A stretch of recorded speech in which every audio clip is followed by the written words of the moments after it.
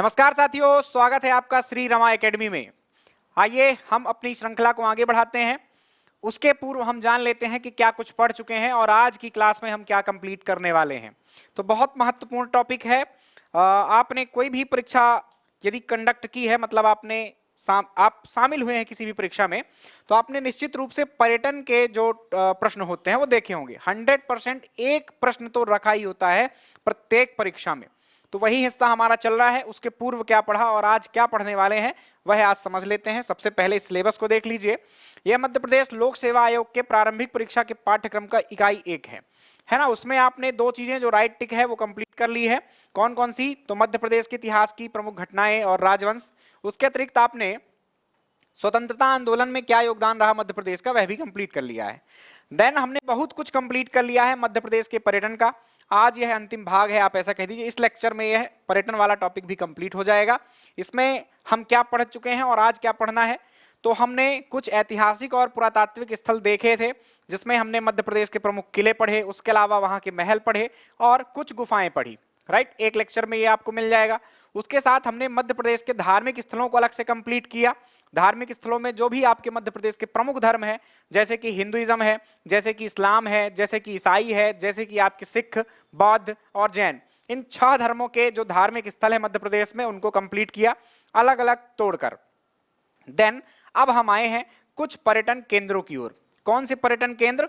तो जैसे कुछ नगर होते हैं प्रसिद्ध, जहां पर बहुत सारे पर्यटन केंद्र होते हैं, जैसे इंदौर हो गया, भोपाल हो गया, जबलपुर हो गया, ग्वालियर हो गया, विदिशा हो गया, शिवपुरी हो गया। ऐसे कुछ स्थान है। मांडू है, मांडू के अलावा आपका पचमढ़ी है। ऐसे अनेकों स्थल हैं जिनको नगर के रूप में पढ़ा जाना चाहिए।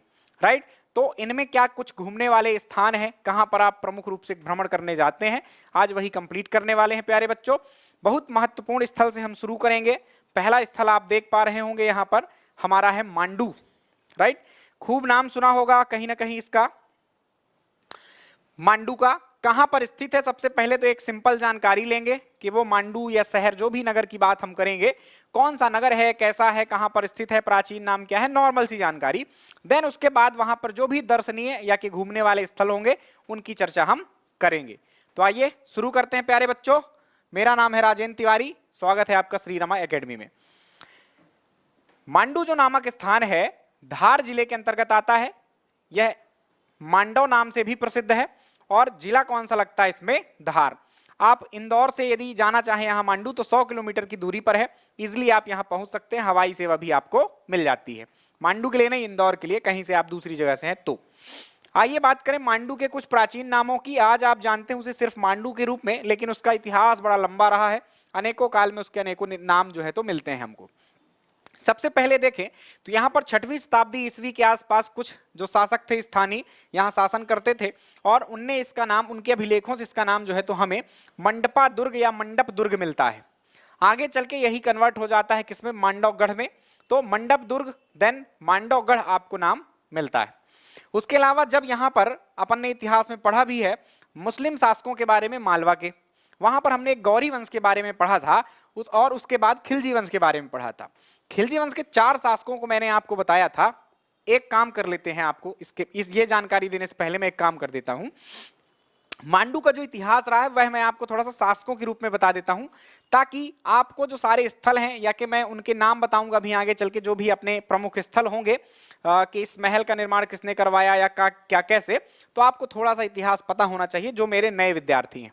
राइट, तो देखिए यहां पर सबसे पहले एक वंश आया था गौरी वंश। राइट, तुगलकों के अधीन थे ये। गौरी वंश में इस वंश का संस्थापक था आपका दिलावर खां गौरी। राइट, नाम सुनना है, आप कॉपी में नोट करते जाना, मैं शॉर्ट में लिखूंगा दिलावर खां गौरी। उसके बाद यहां का शासक बनता है होशंग शाह। राइट, क्रम याद रखना ताकि आपको समझने में दुविधा ना हो। और देन यहां पर एक मुहम्मद शाह, सबके पीछे आप गौरी शब्द लगा लीजिएगा। दिलावर खां गौरी, होशंग शाह गौरी और मोहम्मद शाह गौरी, ये गौरी वंश था। इनके नाम अभी आगे आप सुनेंगे। ये जो सारे स्थल हैं इनमें से कई शासकों ने कई सारी चीजें निर्माण करवाई है। देन यहां पर खिलजी वंश का शासन आता है। जो अंतिम मोहम्मद शाह गौरी शासन कर रहा था, उसकी हत्या करके आपके महमूद खिलजी ने, किसने? महमूद खिलजी ने जो है तो सत्ता प्राप्त की। इसके बाद यहां पर एक शासक आता है गियासुद्दीन, गियासुद्दीन। देन उसके बाद एक शासक आता है नासिरुद्दीन। देन उसके बाद शासक आता है वापस से महमूद खिलजी सेकंड, द्वितीय। ये कुछ शासक थे आपके प्यारे बच्चों। अभी अपना काम चल जाएगा, जब वापस इस स्लाइड में आएंगे तो देखेंगे, आगे भी इसकी सूची बढ़ाएंगे। देखिए इस काल में भी आपने जो पीछे देखा वह क्या देखा, गौरी वंश का एक शासक था मोहम्मद शाह। मोहम्मद शाह नामक जो व्यक्ति था, मोहम्मद शाह गौरी नाम का व्यक्ति, इसने क्या किया, यहां पर इस नगर का नाम क्या रख दिया, सादियाबाद। क्या रख दिया प्यारे बच्चों, सादियाबाद। सादियाबाद का जो तात्पर्य होता है, मतलब होता है, वह होता है खुशियों का शहर। तो कभी पूछा जाए कि मंडप दुर्ग कौन सा है या मांडवगढ़ कौन सा है, या कि सादियाबाद किस नगर को जाना जाता था, तो आप याद रखेंगे मांडू ही है। इसका मतलब क्या है, खुशियों का शहर। ये हिंदी में तो नहीं आता है, लेकिन ये बहुत इंपॉर्टेंट है, city of Joy. City of Joy का तात्पर्य यही है, खुशियों का शहर, और इसका भी मतलब ये सादियाबाद है, राइट। तो निम्नलिखित में से किस शहर को सिटी ऑफ जॉय के रूप में जानते हैं, कई बार यह प्रश्न आ चुका है। तो यहां पर आपको यह याद रखना है कि वह खुशियों का शहर आपका मांडू ही है, जिसका प्राचीन नाम हमें मंडपा दुर्ग या मांडवगढ़ या आगे चलकर सादियाबाद मिलता है। इसे किलों की नगरी भी कहते हैं। कारण यहां पर बहुत सारे किले या महलों का प्राप्त होना, प्राचीन काल से लेकर, यानी कि जब से यहां पर एक आपका 6वीं शताब्दी ईस्वी के आसपास कुछ शासक थे, उनके नाम या बाकी सारी चीजें नहीं मिलती, कुछ शिलालेख मिले हैं, तो तब से कुछ छोटी मोटी संरचनाएं बनना शुरू हुई। आगे चल के यह स्थान जो आया परमारों के शासन के अंतर्गत आया। परमार काल में भी यहाँ पर बहुत सारे निर्माण कार्य हुए, और आगे चल के जब मांडू के सुल्तानों ने यहाँ पर शासन किया तो उन्होंने भयंकर महलों का निर्माण करवाया। तो यहाँ पर बहुत सारी चीजें हमको किलों या महलों के रूप में मिलती है। अतएव इस नगर को हम किलों का नगर कहते हैं, किलों की नगरी कहते हैं। तो इतने सारे नाम थे मांडू के, सबसे इंपॉर्टेंट है, इनको तो सबसे पहले याद रखना है।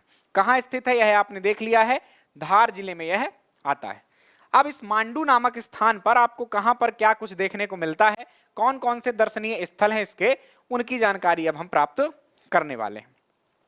इसको आप किले के रूप में भी ले सकते हैं, लेकिन इस नगर एक पहाड़ी के ऊपर बना हुआ है। 2000 फीट ऊंची जो है एक पहाड़ी है, काफी ऊंची है, और बहुत शानदार सुरम्य नजारा आपको दिखाई देता है यहाँ से। तो यहाँ पर किले तो नहीं मिलते हमको, मतलब किले की प्राचीरें तो नहीं मिलती, लेकिन हमको बहुत सारे दरवाजे मिलते हैं। इनकी संख्या जो है वो है 12। हमको यहाँ से 12 दरवाजे मिलते हैं। तो ऐसा हो सकता है कि कभी प्राचीरें नहीं हो, कालांतर में टूट टाट गई हो, है ना, खराब हो गई हो, गिर गई हो, कुछ भी हो सकता है, दरवाजे मिल रहे हैं, राइट। तो आप इसको किले के रूप में भी मान सकते हैं, मांडू दुर्ग के रूप में भी प्रसिद्ध है। और उस दुर्ग के परिसर के अंदर क्या क्या आता है, इस रूप में आप इन स्थलों को देख सकते हैं, राइट। तो चलिए किले में या नगर में प्रवेश करने के लिए जो दरवाजे हैं, चर्चा वहां से शुरू करते हैं। संख्या याद रखना, 12 दरवाजे हैं। इसमें से एक दरवाजा दिल्ली दरवाजा पूछा जा चुका है, ये कहां पर है, तो दिल्ली दरवाजा आपके मांडू में है। उसके अलावा कुछ अन्य दरवाजे हैं, जैसे कि जहांगीर दरवाजा है, आलमगीर दरवाजा है, और इसके अलावा तारापुर दरवाजा है, रामपोल दरवाजा है, भंगी दरवाजा और गाड़ी दरवाजा। ये कुछ इंपॉर्टेंट यहाँ के दरवाजे हैं, 6-7 लिखे हुए हैं, 12 आपको याद करने की आवश्यकता नहीं है। क्लियर। तो 12 संख्या जरूर याद रखें, 2-3 के नाम तो कम से कम याद रखें, जिनको मैं बोल देता हूं। एक दिल्ली दरवाजा है, एक जहांगीर दरवाजा है, आलमगीर दरवाजा है और तारापुर दरवाजा। इन चारों को आप जरूर याद रखें। आलमगीर दरवाजा एक आपको ग्वालियर के किले में भी मिलेगा, तो जैसा विकल्प आए आपके प्रश्न में वैसा आपको ध्यान रखना होगा। ग्वालियर आए तो ग्वालियर लगाइए, मांडू आए तो मांडू लगाइए। अब बात करते हैं यहाँ के घूमने वाले स्थलों की। सबसे पहला आपका जो स्थल है यहाँ पर, वह स्थल है आपका हिंडोला महल। आपने यदि मुझसे इतिहास पढ़ रखा है तो ये सबके बारे में आप जानते होंगे, क्योंकि कहीं ना कहीं मैंने इनकी चर्चा पीछे कर ली है। इतिहास जब हम मांडू का पढ़ रहे थे, मालवा में मुस्लिम सत्ता का उदय जब हम पढ़ रहे थे, वहां पर भी ये स्थल किसी न किसी शासक ने जिसने बनवाए, वहां पर मैंने चर्चा की।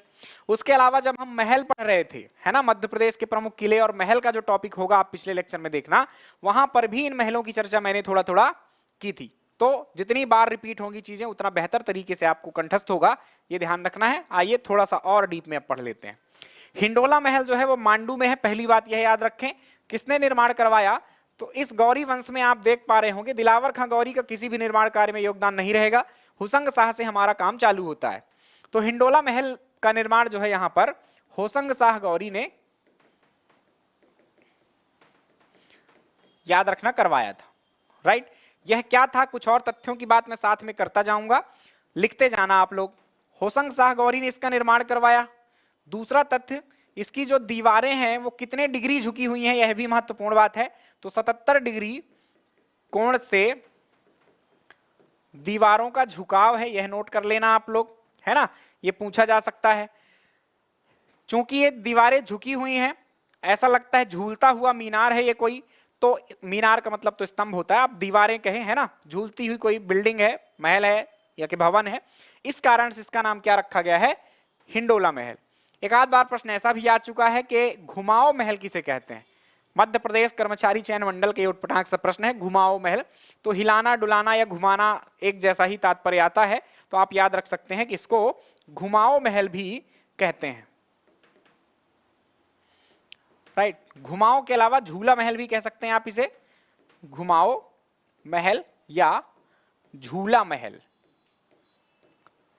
राइट। तो ये कुछ बातें हो गई हिंडोला महल के बारे में, याद रखना है। क्या करते थे, तो ये आपका एक प्रकार का राज दरबार था, बीच में बढ़िया स्पेस खाली है और एक तरफ राजा बैठते थे और नीचे आपकी जनता जो है तो दरबार सुनती थी कि क्या कुछ चल रहा है, और उनके अधिकारी रहा करते थे। ये बात हो गई किसकी, आपके हिंडोला महल की। आइए उसकी तस्वीर भी मैं दिखा दूं आपको। सबसे पहले ये आप देख पा रहे होंगे, और इस तरह से इसमें क्या है, 77 डिग्री कोण से ये दीवारें झुकी हुई हैं, बहुत जबरदस्त देखने में लगता है, इसकी नक्काशियां वगैरह जो है बहुत खूबसूरत है। तो ये आपका हिंडोला महल आपने देखा। कुछ और तरीके से देख लें तो ये इस तरह से भी आप देख सकते हैं दूसरे व्यू से। आप भीतर चलते हैं, इसके भीतर कैसा दिखाई देता है, तो कुछ इस प्रकार से। ये जो तस्वीर है वो अंदर की है, पीछे से दीवारें झुकी हुई हैं ऐसे, और अंदर ये ऐसी तस्वीर है, एक इस तरफ और दूसरी तरफ भी सेम इसी की उल्टी दिशा में बैठने की व्यवस्था थी शासकों की, और दरबार लगता था। आप चलते हैं अगले किले को, अगले महल को देख लेते हैं। अगला महल है हमारा जामा मस्जिद। महल नहीं है एक्चुअली, ये जामा मस्जिद है। जामा मस्जिद का भी निर्माण सेम होशंग शाह ने करवाया था। किसने करवाया था, होशंग शाह ने। और कुछ खास नहीं है, तो इसके बारे में कुछ लिखने की आवश्यकता नहीं है, बस इतना याद रखना कि या जामा मस्जिद या जामी मस्जिद, इसको और क्या कहते हैं अपन, जामी मस्जिद भी कहते हैं। क्या कहते हैं, जामी मस्जिद। तो जामा मस्जिद या जामा मस्जिद, जामा मस्जिद या जामी मस्जिद पूछे, आपको लगाना है कहाँ, मांडू। ऐसी कई मस्जिदें हैं जामा नाम से, है ना। भोपाल में है जामा मस्जिद, धार में है आपके जामा मस्जिद। तो धार मतलब शहर वाला धार, ये मांडू अलग है उसका नगर, मतलब धार जिले के अंदर ही आता है, लेकिन उस नगर से अलग है। तो ऐसी कई जामा नाम की मस्जिदें हैं, जैसे विकल्प हो आपको ध्यान में रखना है। जहां भी दो दो तीन तीन चीजें मिलती हैं, मैं आपको बता देता हूं कि ऐसी चीजें अलग अलग जगहों पर मिल रही हैं, ठीक है। जैसे कि चतुर्भुज मंदिर कहाँ कहाँ है आपके, चतुर्भुज मंदिर आपके ओरछा में है, चतुर्भुज मंदिर आपके ग्वालियर में है, तो मैं आपको बताता रहता हूं। अब बात करते हैं जामी मस्जिद के बाद हम अशरफी महल की। जामी मस्जिद का निर्माण किसने करवाया, होशंग शाह ने। यह याद रखना, एक मस्जिद है। अशरफी महल वहीं जामी मस्जिद के पास ही बना हुआ है। अशरफी महल का भी निर्माण किसने करवाया है, होशंग शाह गौरी ने। इस बात को भी आपको याद रखना है, किसने करवाया है, होशंग शाह गौरी ने। बस इतना ही याद रखना है किसने निर्माण करवाया और कहाँ स्थित है। अब कुछ कहानी है इसके पीछे बढ़िया मजेदार सी। यहाँ पर जो शासक रहे, मतलब इसने तो निर्माण करवा दिया, लेकिन आगे के जो खिलजी वंश के शासक आते हैं, है ना, इसमें से आपका जो गियासुद्दीन था, राइट, कौन था, गियासुद्दीन, ये नासिरुद्दीन था, राइट। इसकी बहुत सारी बेगमें थी, तो इनकी बेगमें जो थी वो मोटी थी, ये बहुत विलासी, दोनों ये बिल्कुल दोनों शासक जो थे वो बहुत विलासी प्रवृत्ति के थे। इनकी बेगमें जो थी वो बहुत मोटी थी, तो इनने क्या किया था, एक घोषणा की थी कि तुम लोग इस सीढ़ियों पर चढ़ो। अशरफी महल में कुछ सीढ़ियां बनी हुई हैं, आपको दिखा देते हैं। सीढ़ियां बनी है वहां पर, तो उन्होंने कहा कि तुम लोग इसमें जितनी बार चढ़ोगे, है ना, उतनी अशरफियां आपको दी जाएंगी। तो ये कुछ सीढ़ियां हैं, इस पर जितनी बार उनकी बेगमें चढ़ा करती थी उतनी अशरफियां उनको इनाम के तौर पर मिलती थी। तो पतला करने का एक तरीका था, इस कारण से इसका नाम क्या पड़ गया था, अशरफी महल। आगे चलकर पहले बनवा किसने दिया था, होशंग शाह ने। चलिए अब बात करते हैं होशंग शाह के मकबरे की। होशंग शाह का मकबरा किसने बनवाया, तो आप यहां पर देखिए खिलजी वंश को। किस वंश को देखेंगे, खिलजी वंश को देखिए। खिलजी वंश में एक शासक आता है आपका महमूद खिलजी। ये कौन था, अभी मैंने आपको बताया कि मोहम्मद शाह खिलजी का कौन था, मोहम्मद शाह खिलजी का ये मंत्री था, वजीर था। इसने इसको मारा और सत्ता को प्राप्त किया। तो ये जब मंत्री था तो होशंग शाह का बेटवा कौन हुआ, मोहम्मद शाह हुआ। जब वो मर गया होशंग शाह, तो मोहम्मद शाह के काल में उसके मंत्री महमूद खां खिलजी ने इसका निर्माण करवाया था। ऐसे आप याद रखें, आप तो सीधे नाम याद रखना, मैंने कहानी जोड़ दी है कि होशंग शाह, देखो मकबरे जो बनते थे ना, अपने जिंदा रहते बहुत कम शासकों ने मकबरों का निर्माण करवाया था, मरने के बाद ही उनके बेटे बेटियों ने किसी ने करवाया ऐसा। तो इसका बेटा था महमूद शाह और मोहम्मद शाह, और इसका मंत्री जो था वो महमूद खिलजी था, उसने इसका निर्माण करवाया। तो ये याद रखें होशंग शाह का मकबरा। होशंग शाह के मकबरा के बारे में कुछ तथ्य पूछे जाते हैं, ये किस पत्थर से बना हुआ है, यह इंपॉर्टेंट बात है, इसको आप नोट करके रखना। ये जिस पत्थर से बना हुआ है वो है संगमरमर। संगमरमर से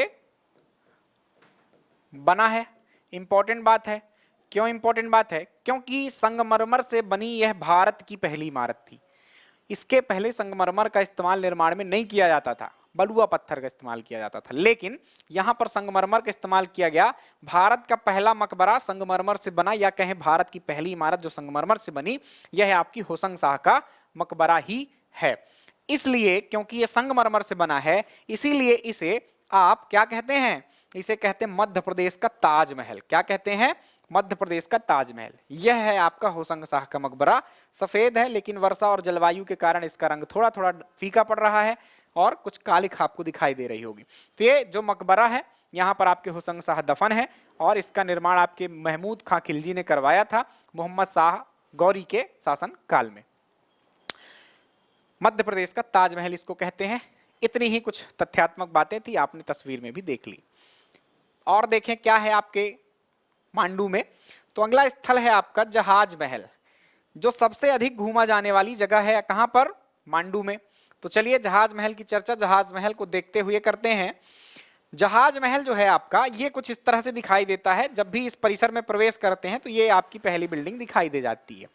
इसके एक तो उस तरफ और एक सामने, ये जो सड़क आपको दिखाई दे रही है आपके पैदल चलने के लिए, एक इसके जस्ट बगल में झील है और एक पीछे की तरफ। जैसे ये देखिए आप, ये सामने जो मैं दिखा रहा था, इसके सामने ऐसी झील है, और इसके अलावा इसके उस पार भी पीछे की तरफ भी क्या है? एक झील है, राइट। तो वो आपकी दो झीलों के बीच में स्थित है, और ऐसा प्रतीत होता है कि यह दो झीलों के बीच में क्या रखा हुआ है? आपका एक जहाज रखा हुआ है। इस कारण से इसको क्या कह देते हैं अपन? जहाज महल कह देते हैं। किसने निर्माण करवाया है इसका? तो इसके निर्माण करता है खिलजी वंश के शासक। खिलजी वंश का जो दूसरा शासक था गियासुद्दीन,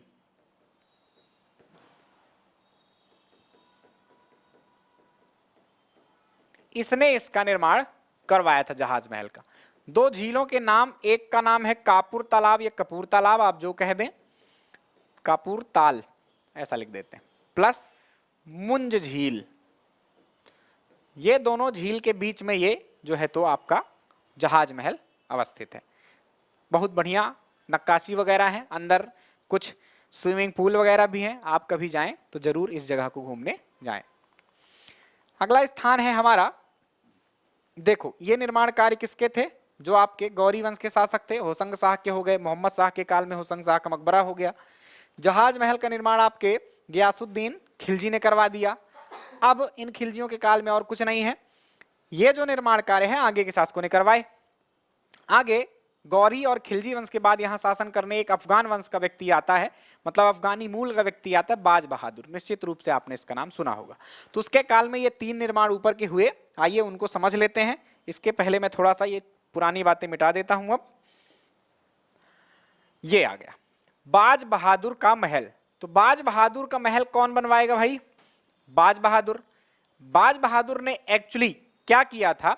इसका निर्माण हो गया था आपके नसीरुद्दीन के काल में। देखो वहां पर हमने गियासुद्दीन की बात की ना, जहाज महल के पास गियासुद्दीन ने इसको बनवाया। होशंग शाह के मकबरे को आपके महमूद खां खिलजी ने बनवाया।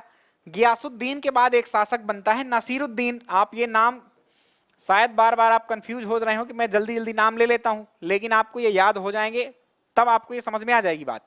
कब याद होंगे? जब आप पीछे के लेक्चर देख लेंगे। मध्यकालीन जो राजवंश मैंने पढ़ा है उसमें मालवा की जो मुस्लिम सत्ता है उसके बारे में निश्चित रूप से आपको पढ़ना चाहिए। तो नसीरुद्दीन जो आपका या खिलजी शासक था, इसने इस महल का मूल रूप से निर्माण करवाया था, राइट। और आगे चल के बाज बहादुर ने इसमें कुछ मॉडिफिकेशन करके अपना महल बनवा लिया था। बस इतना ही महत्वपूर्ण है इसमें। बाज बहादुर का महल हो गया। बाज बहादुर के काल में उसकी प्रिय रानी रानी रूपमती भी थी। रानी रूपमती रोज नर्मदा के दर्शन करती थी। एक ऊंची पहाड़ी है और वहां से बिल्कुल मैदान चालू हो जाता है ना, जिस पहाड़ी में बना है ये, उस पहाड़ी के आप दक्षिण की तरफ देखेंगे तो पूरी तरह से नर्मदा की घाटी चालू हो जाती, मैदानी भाग है। और ऐसा कहते हैं, लगभग है तो वहां से 100 किलोमीटर दूर है ना, लेकिन ऐसी कथा मिलती है हमको, ऐसे किंवदंतियां मिलती हैं कि रानी रूपमती नर्मदा माता के दर्शन किए बिना भोजन नहीं करती थी। तो कभी कभी जलवायु के कारण कि बादल आ गए या वर्षा हो रही है तो नर्मदा माता दिखती नहीं थी, तो उनके लिए एक महल और ऊंचाई पर बनवा दिया गया जिसे रूपमती मंडप कहा गया, यह याद रखें। उसके अलावा इसी कथा से आप जोड़ सकते हैं रेवा कुंड को। तो अब और परेशानी हुई कि नहीं दिखाई देती थी मौसम वगैरह के कारण, तो इनके भक्ति को देखकर माता नर्मदा इनके सपने में आई और इन्होंने कहा कि एक जगह तुम गड्ढा खुदवाओ या मतलब कुंड बनवाओ जहां पर मैं प्रकट हो जाऊंगी। तो उन्होंने बाज बहादुर से कहा, तो चचा बाज बहादुर ने एक गड्ढा या कुंड खुदवाया और वहां पर माता नर्मदा प्रकट हो गई। मां नर्मदा का ही नाम रेवा है, प्राचीन नाम रेवा है और उन्हीं के नाम पर इस कुंड का नाम रेवा कुंड पड़ा हुआ है। देन कुछ और महत्वपूर्ण महलों की बात करें तो नीलकंठ महल है एक, यह अब इन शासकों की बात नहीं है, यह अकबर के काल में इसका एक सेनापति था या कि यहाँ का आगे चल के सूबेदार बन जाता है बदगा खां। तो बदगा खां ने इस नीलकंठ महल का निर्माण करवाया था। अकबर ने इसे जोधाबाई के नाम पर मतलब समर्पित किया था, जोधाबाई को समर्पित किया था, ऐसा याद रखें। आप तो बस इतना याद रखें कि है कहाँ। देन कुछ परमार कालीन गुफाएं भी हैं यहाँ पर जिन्हें हम लोहानी गुफाओं के नाम से जानते हैं। और परमार काल की बहुत सारी मूर्तियां, यहाँ पर पानी भरा रहता है एक्चुअली, है ना, झील जैसी एक व्यवस्था, 4-5 गुफाएं हैं और कुछ गुफाओं में पानी भी भरा रहता है। तो यहाँ से हमको 80 से 100 के आसपास मूर्तियां मिली हैं परमार काल की। तो ये लोहानी गुफाएं कहाँ है, मांडू में है, इतना और आप याद रखें। तो ये बातें थी प्यारे बच्चों मांडू की। मांडू का पुराना नाम सादियाबाद या मंडप दुर्ग या कि आप याद रखें खुशियों का शहर। और इसमें बहुत सारे महल हैं जिनमें इंपॉर्टेंट आपने जहाज महल सबसे इंपॉर्टेंट है, हिंडोला महल सबसे इंपॉर्टेंट है, असरफी महल, जामी मस्जिद, होशंग शाह का मकबरा और बाज बहादुर का महल, रानी रूपमती मंडप और आप कुछ नीलकंठ मंदिर वगैरह याद रखना।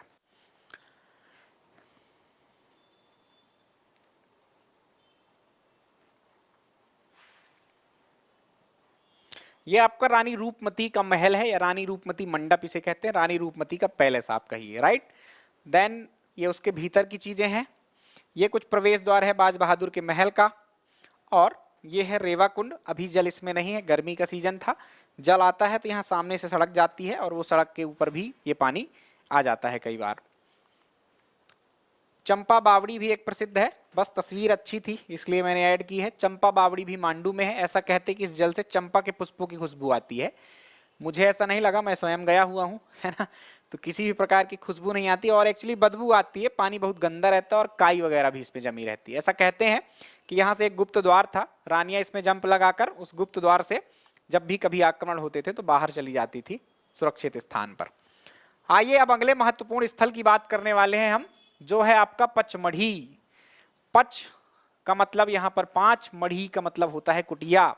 तो 5 कुटिया यहाँ से मिली, खोजी गई थी, इसलिए इस जगह का नाम किया गया पचमढ़ी। 5 कुटिया वो कौन सी थी, तो यहाँ पर पांडव गुफाएं, इनका नाम क्या था, 5 पांडव गुफाएं हमको मिलती हैं आपके पचमढ़ी से, इन्हीं के नाम पर इस स्थान का नाम क्या हुआ, पचमढ़ी। हालांकि ये सिर्फ किंवदंती है कि पांडवों ने इनका निर्माण करवाया था, लेकिन एक्चुअली में यहाँ पर रहने वाले बौद्धों ने इसका निर्माण करवाया था, है ना, 6वीं से 8वीं 10वीं शताब्दी के आसपास, राइट। तो ये पांडवों बौद्धों ने इसका निर्माण करवाया था इन गुफाओं का, और इन्हीं गुफाओं के नाम पर इस जगह का नाम क्या पड़ा, पचमढ़ी। आइए अब बात करते हैं है कहाँ, तो वर्तमान नर्मदापुरम जिले के अंतर्गत ये आता है। पचमढ़ी आपका स्थान बहुत ही शानदार प्राकृतिक स्थल है, यहाँ पर आप प्राकृतिक स्थल के रूप में ही इसको याद रखें। और यह मध्य प्रदेश का एकमात्र हिल स्टेशन है। एकमात्र हुआ तो फिर अमरकंटक क्या था सर, तो अमरकंटक भी हिल स्टेशन है, ऐसा वो माना जाता है, लेकिन एक्चुअली वास्तविक रूप से एक ही हिल स्टेशन है जो कि मतलब सरकार की तरफ से या ऑफिशियल आप कह सकते हैं इसको, वो है आपका पचमढ़ी। अनऑफिशियल तौर पर कोई भी पर्वत शिखर हिल स्टेशन हो सकता है जहां भी आप अपना निवास बना ले, घूमने चले जाएं, तो एक चोटी तो आपकी जाना पावा चले जाइए, वो भी आपका हिल स्टेशन है, राइट। तो ऐसे अमरकंटक दूसरा है माना जाने वाला। तो ये बातें हो गई। उसके अलावा सतपुड़ा पहाड़ के महादेव पहाड़ में स्थित है, तो ये जो पचमढ़ी है, पचमढ़ी में सतपुड़ा रेंजेज आपकी मतलब बहुत सारी विस्तृत है आपके मध्य प्रदेश के दक्षिणी इलाके में, नर्मदा की घाटी के दक्षिण में। उसमें से कई श्रेणियों में बटी हुई है। उनमें से जैसे कि मैकल श्रेणी है, जैसे कि महादेव श्रेणी है ना, ग्वालीगढ़ श्रेणी है, राजपीपला है, तो उनमें से एक आपका महादेव श्रेणी है और उस महादेव श्रेणी में ही ये स्थान जो है तो आपका आता है। तो इस तथ्य को भी आप याद रखें कि पचमढ़ी महादेव श्रेणी में आता है और यह मध्य प्रदेश पीएससी ने कम से कम 2 बार ये प्रश्न पूछ चुका, सेम प्रश्न, कोई चेंजेस नहीं, सेम एज इट इज उठाकर उसने प्रश्न पूछ लिए थे। तो पचमढ़ी किस पहाड़ी में आता? महादेव में। चलिए, 5 कुटिया वाली बातें मैंने आपको बता दी। इसकी खोज किसने की थी? तो एक अंग्रेज ने जिसका नाम जेम्स फोर्सिथ था, 1857 ईस्वी में यहाँ एक्सप्लोर करते हुए पहुंच जाता है। इसको बहुत शानदार ये जगह लगती है, कुछ लोग यहाँ जनजातीय तौर पर रहते भी रहते हैं। तो इसने देखा और कुछ लगा इसको कि हाँ ठीक ठाक स्थान है। आगे चल के यहाँ पर इसने क्या करवाया, एक लॉज का निर्माण भी करवाया, वहां ये रुका और वहीं रुक कर the highlands of central India, मतलब मध्य भारत के कुछ उच्च क्षेत्र में पर्वत श्रेणियां ही आती हैं, तो उसके बारे में इसने इस नाम से the highland of central India क्या करके एक पुस्तक का लेख भी लिखा, जेम्स फोर्सिथ ने, राइट। जहां ये सबसे पहली बार पहुंचा था उसका नाम अब तो चेंज हो गया है, लेकिन तब रखा गया था फोर्सिथ पॉइंट, राइट। तो ये कुछ आपका क्या है, पचमढ़ी के बारे में कुछ सामान्य जानकारी थी। जेम्स फोर्सिथ ने 1857 में इसकी खोज की, ये इंपॉर्टेंट, ठीक, अंग्रेज व्यक्ति था। आगे चल के इसको अंग्रेजों ने अपना मध्य प्रदेश में जो अंग्रेजी शासन था उन्होंने क्या किया, अपनी राजधानी भी बनाई। मतलब जब गर्मियां आती थी तो ये गर्मियों के दौर में कहाँ चले जाया करते थे, पचमढ़ी में चले जाया करते थे, राइट, वहीं रहते थे। जैसे कि भारत की जो आपकी ग्रीष्मकालीन राजधानी थी वो कहाँ थी, शिमला में, क्योंकि जो मैदानी भाग थे, पठारी भाग थे, वहां पर गर्मी बढ़ जाती थी और उसके कारण ये लोग कहाँ चले जाते थे, ऊंचे स्थानों पर, क्योंकि ऊंचाई पर जाने पर आपका तापमान गिरता है। तो जैसे भारत में अंग्रेज जो जाते थे शिमला, वैसे ही मध्य प्रदेश के अंग्रेज चले जाते थे कहां पर, आपके पचमढ़ी। इसलिए इसे मध्य प्रदेश की ग्रीष्मकालीन राजधानी भी माना जाता है। यह याद रखें, यह तथ्य पूछा जाता है और पूछा भी गया एक आध एग्जाम्स में।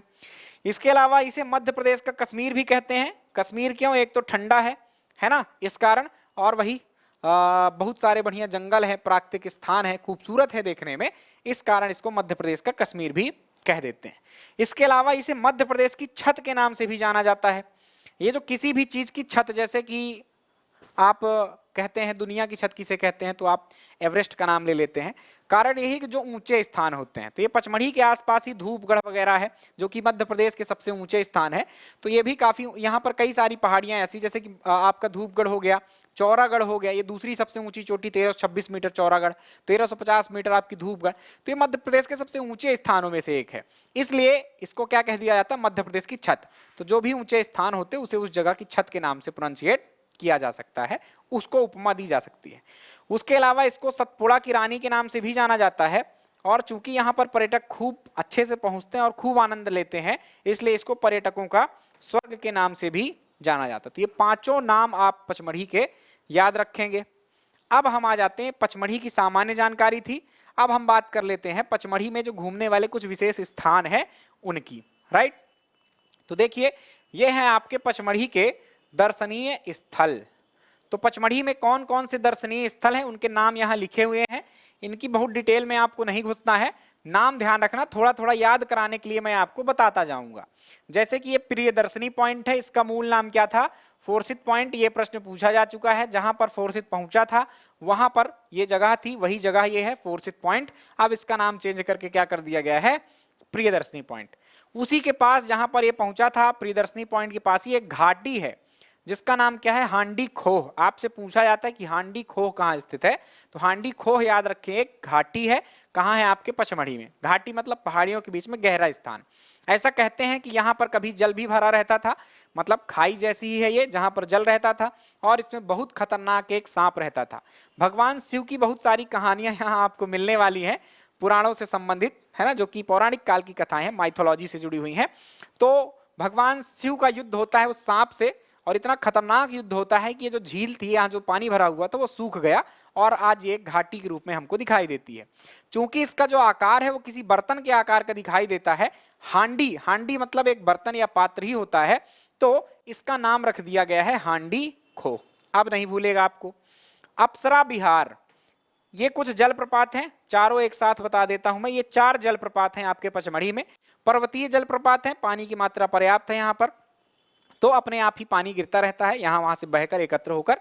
तो एक जलप्रपात है अप्सरा विहार, दूसरा है डचेस फॉल, तीसरा है रजत फॉल और चौथा है बी फॉल। तो इन चारों फॉल्स को याद रखना है। वापस से रिकॉल करवा रहा हूं, अप्सरा विहार, रजत फॉल, डचेस फॉल और बी फॉल। इसके संबंध में कहानी आप सुन लीजिए। अप्सरा फॉल कहते हैं जहां भी ये सारे जो भी फॉल गिरते हैं छोटे हैं, पतली धाराओं से पानी गिरता है, बरसात में थोड़ा तेज हो जाता है, नीचे इनके कुंड रहता है जहां आप आराम से जाकर नहा सकते हैं। तो यहाँ जब अंग्रेज रहा करते थे, आया करते थे, तो यहाँ पर नहाया करती थी उनकी स्त्रियां, पत्नियां। तो यहाँ के निवासी लोग उनको देखकर सोचा करते थे कि ये तो कहीं से परी आई हैं। क्या आई हैं? परियां उतर आई हैं, अप्सराएं उतर आई हैं, इसलिए इसको नाम दे दिया गया अप्सरा जलप्रपात, राइट। तो उनको लगता था कि अप्सराएं हैं ये नहा रही, गोरी गोरी चमड़ियां उनकी देखकर वो लोग ऐसा ही समझते थे। डचेस फॉल, रजत फॉल और बी फॉल, और 3 आप नाम याद रखें। बी फॉल को जमुना फॉल भी कहा जाता है, ये बात भी आप याद रखें, जमुना फॉल। अप्सरा के अलावा अप्सरा का नाम भी परी जलप्रपात भी इसको कहते हैं, राइट। तो ये भी आप याद रखना। पांडव गुफाएं, जिनके नाम पर पचमढ़ी का नाम है, पांडव गुफाएं हैं, तो उनमें आप बस यही याद रखना कि ये पांडव गुफाएं कहां पर हैं, तो आपके पचमढ़ी में हैं। इन्हीं 5 गुफाओं के नाम पर पचमढ़ी का नाम पड़ा है पचमढ़ी। चौरागढ़ का शिव मंदिर, चौरागढ़ दूसरी सबसे ऊंची चोटी है मध्य प्रदेश की, जिसकी ऊंचाई 1326 मीटर, आप याद रखना। सबसे ऊंची चोटी धूपगढ़ है, धूपगढ़ ये लिखा हुआ है, ये है धूपगढ़, 1350 मीटर, याद रखना, राइट। जब पर्वत पढ़ेंगे मध्य प्रदेश के तो बताएंगे आपको अच्छे से। अभी याद रखें कि धूपगढ़ और चौरागढ़। तो चौरागढ़ में एक मंदिर भी बना हुआ है, उसकी ऊंचाई पर शिव मंदिर है वो, और लगभग 1200 खड़ी सीढ़ियां हैं। बहुत मशक्कत करनी पड़ती है वहां चढ़ने के लिए। शायद आपने देवियों के मंदिर सुने होंगे, तो उनमें अधिकतम शारदा माता का मंदिर है, शायद 900 कुछ सीढ़ियां, 1000 आप मान लीजिए, उससे भी अधिक सीढ़ियां, और वो भी खड़ी चढ़ाई है चौरागढ़ की, उसको चढ़कर आप जा सकते हैं यहाँ दर्शन करने। यहाँ की एक मान्यता है त्रिशूल चढ़ाने की, तो जब भी जाएं आप तो त्रिशूल लेकर जाएं। कहते हैं कि यहाँ चौरा नाम के एक भक्त रहा करते थे, एक साधु रहा करते थे, उनके नाम पर इस जगह का नाम क्या पड़ा है, चौरागढ़। भगवान ने उनको जब दर्शन दिए थे तो एक त्रिशूल आशीर्वाद स्वरूप छोड़ के गए थे, तब से यहाँ पर मान्यता है कि आप जाकर त्रिशूल चढ़ाइए। बात करें आगे, जटा शंकर महादेव, बड़ा महादेव और छोटा महादेव, तीनों ही महादेव से संबंधित आपकी ये गुफाएं हैं। जटा शंकर महादेव के आसपास आपका एक राक्षस था, शायद नाम तो याद नहीं आ रहा है, जो भस्म कर देता था, है ना, और शिवजी के पीछे पड़ गया था। उनको आशीर्वाद शिवजी ने ही दिया था और वही शिवजी के पीछे पड़ गया था। तो यहाँ कुछ परेशान था, शिवजी यहाँ छुपे हुए थे, ऐसा आप कह दीजिए। कहाँ पर? जटा शंकर महादेव गुफा में। उससे डर के तो नहीं, यानी कि वो बस भगवान की ही कलाएं हैं ये सब, तो छुपे हुए थे जटाशंकर महादेव में, ये याद रखें। बड़ा महादेव के पास आपकी मोहिनी के अवतार में भगवान विष्णु आते हैं, और भस्मासुर नाम था उसका, राइट। तो भस्मासुर को वहां पर वो निपटा देती हैं, ऐसा नृत्य करवाती को अपने ऊपर ही सिर के ऊपर हाथ रख लेता है और चल बसता है। तो ये बड़ा महादेव गुफा के पास हुआ। छोटा महादेव भी यहाँ पर है, सबकी सब ये गुफा है। जटाशंकर महादेव भी गुफा में है, बड़ा महादेव भी गुफा में है, और छोटे महादेव भी गुफा में ही है, छोटी मोटी ये गुफाएं हैं। उसके अलावा भारत नीर, जिसे आप डोरोथी डीप भी कहते हैं, यह भी एक गुफा है। इंपॉर्टेंट बात, यह भी एक गुफा है, और पाषाणकालीन कुछ अवशेष यहाँ से मिले हैं। बीन वादक की गुफाएं, हार्प यानी बीन होता है, तो हार्पर केव कहाँ पर है ऐसा पूछा जाए, बीन वादक की गुफाएं, वो भी पचमढ़ी में है। तो हमने देखा कुछ पॉइंट्स, यानी कि ऊंची ऊंची चीजें और कुछ नीची चीजें, यानी घाटी। तो एक ऊंची बात थी इंदिरा पॉइंट, प्रियदर्शनी पॉइंट, और एक निचले वाली, नीचे घाटी मतलब क्या होता है, निचला स्थान। तो घाटी देख लिया हमने हांडी को, फिर 4 जलप्रपात देख लिए, और शेष चीजें हमने क्या देख ली, गुफाएं देख ली। आपको इजिली याद हो जाएगा। इसी तरह से एक साथ जोड़ जोड़कर याद करना, दिमाग में प्रेशर डालना कि पहले गुफा गुफा याद कर लूं, फिर जलप्रपात जलप्रपात, और कुछ ऊंची पहाड़ियां और घाटियां याद कर लूं, राइट, आपको याद हो जाएगा। तो ये कुछ बातें थी प्यारे बच्चों पचमढ़ी की। आप जाइए, बहुत शानदार स्थान है, शांति मिलती है वहां। आइए अगले स्थान की बात करते हैं हम। अगला स्थान है हमारा विदिशा। अब एक एक करके हम कहाँ चलने वाले हैं, कोई एक नगर मतलब किसी जिले के अंदर स्थित नगर नहीं, एक्चुअली जिले के रूप में उठाएंगे। विदिशा बहुत पुराना इतिहास रहा है इसका, तो बहुत सारी घूमने की जगहें यहाँ मिलती हैं। और उसके अलावा हम आगे चलेंगे, जबलपुर है, जैसे इंदौर है, भोपाल है, ग्वालियर है, इन सब जगहों पर क्या घूमने वाली जगहें हैं। तो आइए देखें हम विदिशा को। किसको देखें? विदिशा को। विदिशा कहाँ स्थित है? तो आपको पता एक जिला ही है। आपको नदी याद रखना होगा कि ये बेतवा नदी के तट पर यह स्थित एक अति प्राचीन नगर है, बहुत प्राचीन नगर है। पौराणिक कथाओं में भी इसका नाम मिलता है, बस नाम अलग अलग मिलते हैं, ये ध्यान रखना। इसके प्राचीन नामों में एक नाम याद रखें आप, भेलसा। दूसरा नाम याद रखें आप, बेसनगर। बेसनगर आप पढ़ चुके होंगे, ताम्रपाषाण कालीन बस्तियां जब मैंने पढ़ाई थी वहां पर बेसनगर का नाम आता है। तो ये आपके विदिशा से 3 किलोमीटर दूर ही एक गांव है बेसनगर, राइट। यहीं पर आपका खंब बाबा नाम से एक आपका गरुड़ स्तंभ प्राप्त होता है। तो बेसनगर पूछा जाए कौन सा था या कहाँ है तो विदिशा लगा देना।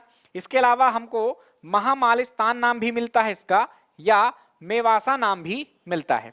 1952 में श्री राजेंद्र प्रसाद ने इसका नाम वर्तमान में रखा विदिशा, राइट। तो ये कुछ संक्षिप्त कहानी थी, कुछ पुराने नाम थे विदिशा के। विदिशा में जैन तीर्थंकर शीतलनाथ की जन्मस्थली मानी जाती है। और इसके अलावा आपने इतिहास मुझसे पढ़ा है तो मैंने शुंग वंश आपको पढ़ाया है। अग्निमित्र शुंग के काल में ये विदिशा जो है आपकी शुंगकालीन राजधानी भी रही। तो ये कुछ तथ्य विदिशा से थे। अब आइए देख लेते हैं कि यहाँ पर आप जब जाएंगे तो कहाँ पर घूमने पहुंचेंगे। यहाँ पर घूमने वाले स्थानों में कुछ प्रमुख स्थानों की बात पहले करें अपन। तो एक है हेलियोडोरस स्तंभ, जब शुंग वंश ही पढ़ा रहा था तब भी आपको बताया था। इसका ही नाम गरुड़ स्तंभ मिलता है, या स्थानीय लोग इसको खंब बाबा के नाम से जानते हैं। हेलियोडोरस के बारे में यह याद रखें कि ये शुंग शासक भागभद्र के काल में आया था। पहली बात सुना देता हूं कहानी, क्योंकि पढ़ा चुका हूं आपको। भागभद्र जो कि शुंग वंश का 9वां शासक था, उसके 14वें शासन काल के 14वें वर्ष में एक यूनानी शासक एंटियाल कीड्स, ये नाम याद रखें आप, यूनानी शासक एंटियाल कीड्स, राइट। एंटियाल कीड्स का वो राजदूत था, यहां पर आता है और उसका नाम हेलियोडोरस था। हेलियोडोरस यहां आकर भागवत धर्म को अपना लेता है। भागवत धर्म को अपनाने के पश्चात उसने उसके स्मारक के तौर पर, भागवत धर्म भगवान विष्णु से संबंधित है, तो स्मारक के तौर पर उसने गरुड़ स्तंभ का निर्माण करवाया, एक खंबे का निर्माण करवाया स्तंभ का, और हेलियोडोरस ने करवाया, इसलिए उसका नाम हेलियोडोरस स्तंभ है। स्थानीय लोग क्योंकि वो एक खंबा है इसलिए खंब बाबा के नाम से जानते हैं, पूजते भी हैं। ये कुछ कहानी थी आपके हेलियोडोरस स्तंभ की। उदयगिरी की गुफाएं गुप्त काल में मैं पढ़ा चुका हूं आपको, और जब मध्य प्रदेश की गुफाएं पढ़ा रहा था तब भी पढ़ा चुका हूं। ये गुफाएं आपकी अधिकतर गुप्तकालीन है। संख्या इनकी 20 है। संख्या नंबर 1 और संख्या नंबर 20 की जो गुफाएं हैं वो जैन धर्म से रिलेटेड हैं। शेष 18 गुफाएं हिंदुइज्म से रिलेटेड हैं। उदयेश्वर मंदिर, नीलकंठेश्वर मंदिर भी इसे कहते हैं। नीलकंठेश्वर से आप समझ सकते हैं कि किसका मंदिर होगा, भगवान शिव का मंदिर है, क्योंकि नीलकंठ भगवान शिव को कहा जाता है। उदयेश्वर इसका नाम इसलिए मिलता है क्योंकि इसका निर्माण उदयादित्य नाम के परमार शासक ने करवाया था। परमार शासकों में आपने उदयादित्य को पढ़ा है और उसने इसका निर्माण करवाया था। विदिशा में भी आपको एक स्थान देखना होगा, उदयपुर। उदयगिरी के पास नहीं है, ये उदयपुर नामक एक स्थान है जो कि उदयादित्य के नाम पर ही है, तो वहीं पर यह मंदिर बना हुआ है। एक स्थान बीजा मंडल है। बीजा मंडल एक्चुअली एक मस्जिद है, ऊपर से तो मस्जिद ही दिखाई देती है लेकिन मूल रूप से वह एक मंदिर था। औरंगजेब जो कि इसने यही पूरे इतिहास में काम ही किया मंदिरों को तोड़ना, तो उसने तोड़कर मंदिर के ऊपर मस्जिद बनवा दी थी। बाद में जैसे जैसे वहां की मिट्टी हटी, चीजें हटी, तो पता चला हमें कि यहाँ तो एक मंदिर था। तो अब वहां से बहुत सारे परमार कालीन मंदिरों के अवशेष हमको प्राप्त हुए हैं, वहीं के संग्रहालय में वो स्थित है। चूंकि हिंदू मुस्लिम का विवाद है इसलिए ना हिंदुओं के लिए खोला जा रहा ना वो मुस्लिमों के लिए खोला जा रहा, राइट। तो बीजा मंडल आपको याद रखना है, प्रसिद्ध स्थान है। मध्य प्रदेश का अयोध्या भी इसको कहते हैं। जैसे अयोध्या में एक विवाद था बाबरी मस्जिद को लेकर, सेम वैसा ही विवाद यहाँ भी है। बेसनगर नामक स्थान मैंने आपको बता दिया। उसके अलावा एक प्रसिद्ध स्थान यहाँ का ग्यारसपुर है, जहां पर बहुत सारी प्राचीन चीजें हैं। 10वीं-11वीं शताब्दी के माला देवी का मंदिर यहाँ मिलता है। साल भंजिका की मूर्ति आपको मिलती है, एक बहुत लचकदार महिला की मूर्ति है ये साल भंजिका की, वो मिलती है। बाजरा मठ यहीं पर स्थित है, इसे वज्रमठ भी कह देते हैं। और हिंडोला तोरण, तोरण मतलब द्वार होता है, क्योंकि ये 2 स्तंभों पर टिका हुआ है, ऐसा लगता है झूल रहा है, इसलिए इसका नाम हिंडोला तोरण है। कुछ और मंदिर याद रख सकते हैं आप, गिरधारी मंदिर, गारड़मल मंदिर और दशावतार मंदिर। तो इनको याद रखें विदिशा के संबंध में प्यारे बच्चों। आप ये सब स्थान मैं कहां से उठाता हूं, क्योंकि सरकारी वेबसाइट से, सरकारी पुस्तकों से प्रश्न आते हैं। तो आप जब भी विदिशा जिले की वेबसाइट पर जाएंगे तो आपको इनमें से ज्यादातर जगहें जो हैं वो आपके वो जिले की साइट से उठाता हूं मैं, क्योंकि वहीं से प्रश्न आपका मध्य प्रदेश सरकार के जो भी संस्थाएं हैं जो एग्जाम कंडक्ट करवाती हैं वो उठाती हैं। प्यारे बच्चों, अब जो हम अगला नगर देखने वाले हैं वह है ग्वालियर। इसके पूर्व हम क्या देख चुके? तो हमने मांडू को देखा है, पचमढ़ी को देखा है और आपके विदिशा को देख लिया। अब आइए ग्वालियर को समझें। तो ग्वालियर किस पर्वत पर स्थित है, या ग्वालियर का किला एक्चुअली किस पर्वत पर स्थित है ऐसा कहना चाहिए। तो गोपाचल पर्वत के आसपास जो है वो आपका ग्वालियर शहर विकसित है। इस गोपाचल पर्वत में, या इसे आप गोपाद्री भी कहते हैं, गोपाद्री पर्वत, इसमें आपका ग्वालियर का किला स्थित है, यह याद रखें। ठीक है, तो कैसे ये पृष्ठभूमि है ग्वालियर की? बहुत पुरानी पृष्ठभूमि है, 8वीं सदी ईस्वी की कहानी है ये। ग्वालिपा या ग्वालिया नामक एक ऋषि रहा करते थे और उस टाइम पर वहां का शासक जो था वह था आपका सूरज सेन नाम का शासक। किस नाम का शासक था? सूरज सेन नाम का एक शासक रहता था। उसको एक कुष्ठ रोग हो गया और ग्वालिपा ऋषि के मदद से या कि उनके आशीर्वाद से वह ठीक हो गया। तो उन्हीं की स्मृति में उसने एक किला बनवाया और आगे चल के वो राजधानियां, मतलब अन्य शासकों ने राजधानी भी बनाया आपके ग्वालियर को। तो धीरे धीरे वहां पर आबादी बसना शुरू हो गई और आज आप एक विकसित नगर के रूप में आप ग्वालियर को देखते हैं। तो ग्वालियर के किले के नाम पर ही आपका वो नगर जो है वो बसा हुआ है। यहाँ पर घूमने फिरने वाली कौन कौन सी जगहें हैं? तो आइए मुद्दे की बात पर्यटन में हम देखें कि कौन कौन से दर्शनीय स्थल हैं, कहाँ कहाँ आप बढ़िया से घूम सकते हैं। ग्वालियर का किला अच्छे से मैंने घुमाया है आपको, तो यहाँ पर घूमने की जरूरत नहीं है। जब आप मध्य प्रदेश के किले और महल पढ़ रहे थे तो वहां पर ग्वालियर के किले को मैंने बेहतरीन तरीके से और वृहद रूप में कवर किया है, तो आप जाकर उसको देख लें यदि आपने नहीं देखा है। तत्पश्चात जय विलास महल, जब मैंने महल पढ़ाया है तब मैंने आपको इस महल की जानकारी दे दी थी। सिंपली जानकारी दे देता हूं थोड़ा सा। जयाजीराव सिंधिया नामक एक शासक हुए सिंधिया वंश के, जिनके काल में 1857 की क्रांति घटित हुई। उन्होंने 1874 में क्या किया? इस किले, इस महल का निर्माण करवाया था, है ना। तो ये महल क्या है? पहले निवास हुआ करता था इन शासकों का, सिंधिया शासकों का, लेकिन वर्तमान में इसको संग्रहालय में परिवर्तित कर दिया गया है। पूरा का पूरा नहीं परिवर्तित किया गया है, लगभग 35 से 40 कमरों को संग्रहालय में बदला गया है। कुछ हिस्सा इसका बचा हुआ है जहां पर आज भी सिंधिया वंश के जो उत्तराधिकारी हैं या कहें आप उनके ही वंशज हैं वो आज भी यहाँ पर रहते हैं, जैसे कि ज्योतिरादित्य सिंधिया आप कह दीजिए। देन बात करें मोती महल की, तो दौलत राव सिंधिया ने मोती महल को बनवाया था। मोतियों से बड़ा उनको प्रेम हुआ करता था और उस प्रेम के कारण इन्होंने मोती महल का निर्माण करवाया। रंग भी उन्होंने सफेद पुतवाया हुआ था इसमें। तो ये मोती महल आपके ग्वालियर में है, इसको भी अपन ने महल में कवर किया है। फूल बाग है, तो बाग है, बाग मतलब आप समझते हैं एक उद्यान है, और यहीं पर आपके रानी लक्ष्मीबाई की जो समाधि है वो यहीं स्थित है। इस बात को आप क्या करके रखेंगे? नोट कर लेंगे, राइट, कि रानी लक्ष्मी बाई की समाधि। तो रानी लक्ष्मीबाई की समाधि कहाँ है? आपके ग्वालियर में है और फूल बाग में स्थित है, यह बात आप याद रखें। इसके अलावा नगर पालिका का एक संग्रहालय है ग्वालियर में ही, उसे भी आप घूमने जा सकते हैं, भ्रमण करने जा सकते हैं। सिंधिया वंश की छत्रियां कभी पूछा जाए कहाँ है, तो वह कुछ छत्रियां आपके ग्वालियर में आती हैं और कुछ छत्रियां जो आती हैं वह शिवपुरी में आती हैं। ये छतरी क्या होता है तो इसको समझ लीजिए। छतरी जब किसी भी राजपूत या हिंदू धर्म के किसी शासक का क्या हो जाता है, डेथ हो जाता है, तो उनकी स्मृति में क्या किया जाता है? एक स्मारक बना दिया जाता है, उसे छतरी कहते हैं। उसका अलग आर्किटेक्चर, वास्तुकला होता है ना, इसलिए उसको छतरी कहते हैं। जैसे मराठों में सिंपली सिंधिया मराठे ही थे, होलकर भी मराठी थे, पवार जो शासक हुए आपके धार में रहते थे वो भी मराठी थे। तो ऐसे कई सारी छतरियां आपको मिलेंगी। जैसे कि होलकर छतरी कभी पूछा जाए तो आप लगा देना इंदौर, और उसमें कोई जिला नहीं है। लेकिन जब सिंधिया वंश की छतरियां पूछा जाए तो सिंपली तो ग्वालियर ही लगा लेना, ऐसा पूछा जाए तो, है ना, कि इस वंश की छतरियां कहाँ हैं? ग्वालियर में। लेकिन कुछ छतरियां कहाँ हैं? शिवपुरी में। कुछ छतरियों का मतलब आपके सांख्या राजे सिंधिया और माधवराव सिंधिया शासक हुए आपके सिंधिया वंश के। सांख्या राजे सिंधिया माधवराव सिंधिया की माता थी। दोनों पिता माता पुत्र की जो छतरियां हैं वो शिवपुरी में आपकी बनी हुई है। तो ये दोनों को छोड़कर शेष जो शासक रहे उनकी छतरियां आपके ग्वालियर में बनी है, यह याद रखें। ठीक, ये हो गई बात। इसके अलावा सूर्य मंदिर, एक बहुत सुंदर सा सूर्य मंदिर है। ये कोई बहुत प्राचीन सूर्य मंदिर नहीं है, ये नया है। है ना। 1980s के आसपास इसको जीडी बिरला नामक एक व्यक्ति ने क्या किया था, इसको बनवाया था। खूबसूरत है, काफी लोग घूमने जाते हैं, तो इसको भी आप याद रखें। सूर्य मंदिर यहीं स्थित है। तानसेन का मकबरा और उनके गुरु गौस मोहम्मद का मकबरा, ये दोनों व्यक्तियों के मकबरे भी आप याद रखें। समाधियां और मकबरे पर्यटन केंद्र ही होते हैं, कहीं ना कहीं उसमें एक स्मारक बना होता है, एक वास्तुकला का प्रयोग किया गया होता है, जिसको देखने घूमने लोग जाते हैं। तो ये भी कहीं ना कहीं पर्यटन स्थल होते हैं। हम इनको स्मारक, जो आपकी छतरियां हैं या कि समाधियां हैं या कि आपके मकबरे हैं, इन सबको अलग से अलग वीडियो में कवर कर लेंगे।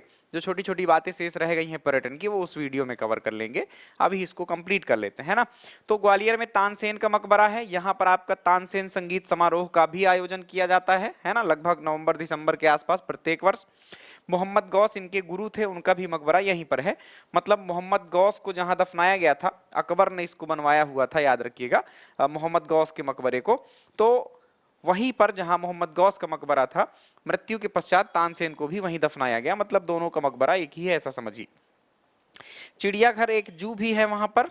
इसको नाम जो दिया गया है वो गांधी जी के नाम पर गांधी जू रखा गया है। तो गांधी जू कहां पर है, आपके ग्वालियर में है।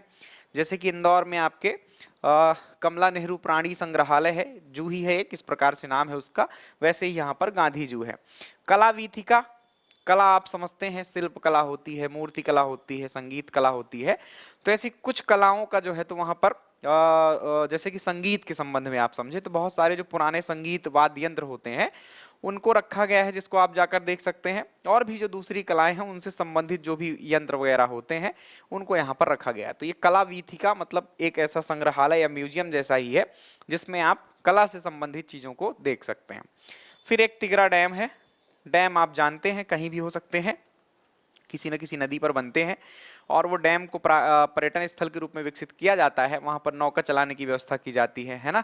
और बहुत बड़े जलाशय को देखने में ऐसा प्रतीत होता है कि जैसे आप समुद्र को देख रहे हैं, सुंदर सा नजारा लगता है ना। इसलिए लोग डैम को भी घूमने जाया करते हैं। तो डैम भी आप पर्यटन स्थल के रूप में याद रख सकते हैं।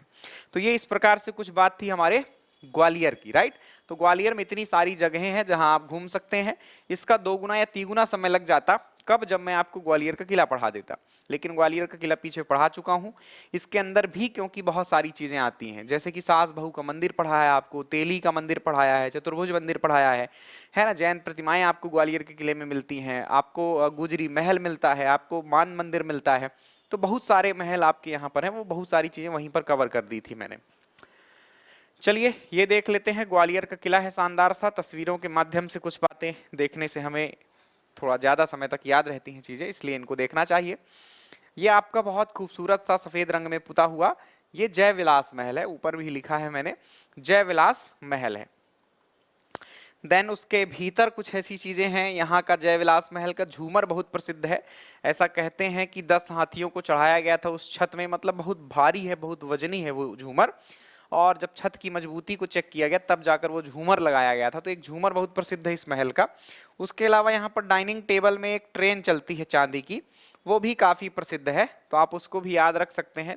चित्र में ऐड है, नहीं है, नहीं है ऐड, है ना। तो आप क्या कर सकते हैं, वो चांदी की ट्रेन एक्चुअली क्या होती थी, कोई ट्रेन खाना वाना परोसने वाली नहीं होती थी। अंग्रेजों के स्वागत सत्कार के लिए सब व्यवस्थाएं करते थे ये लोग।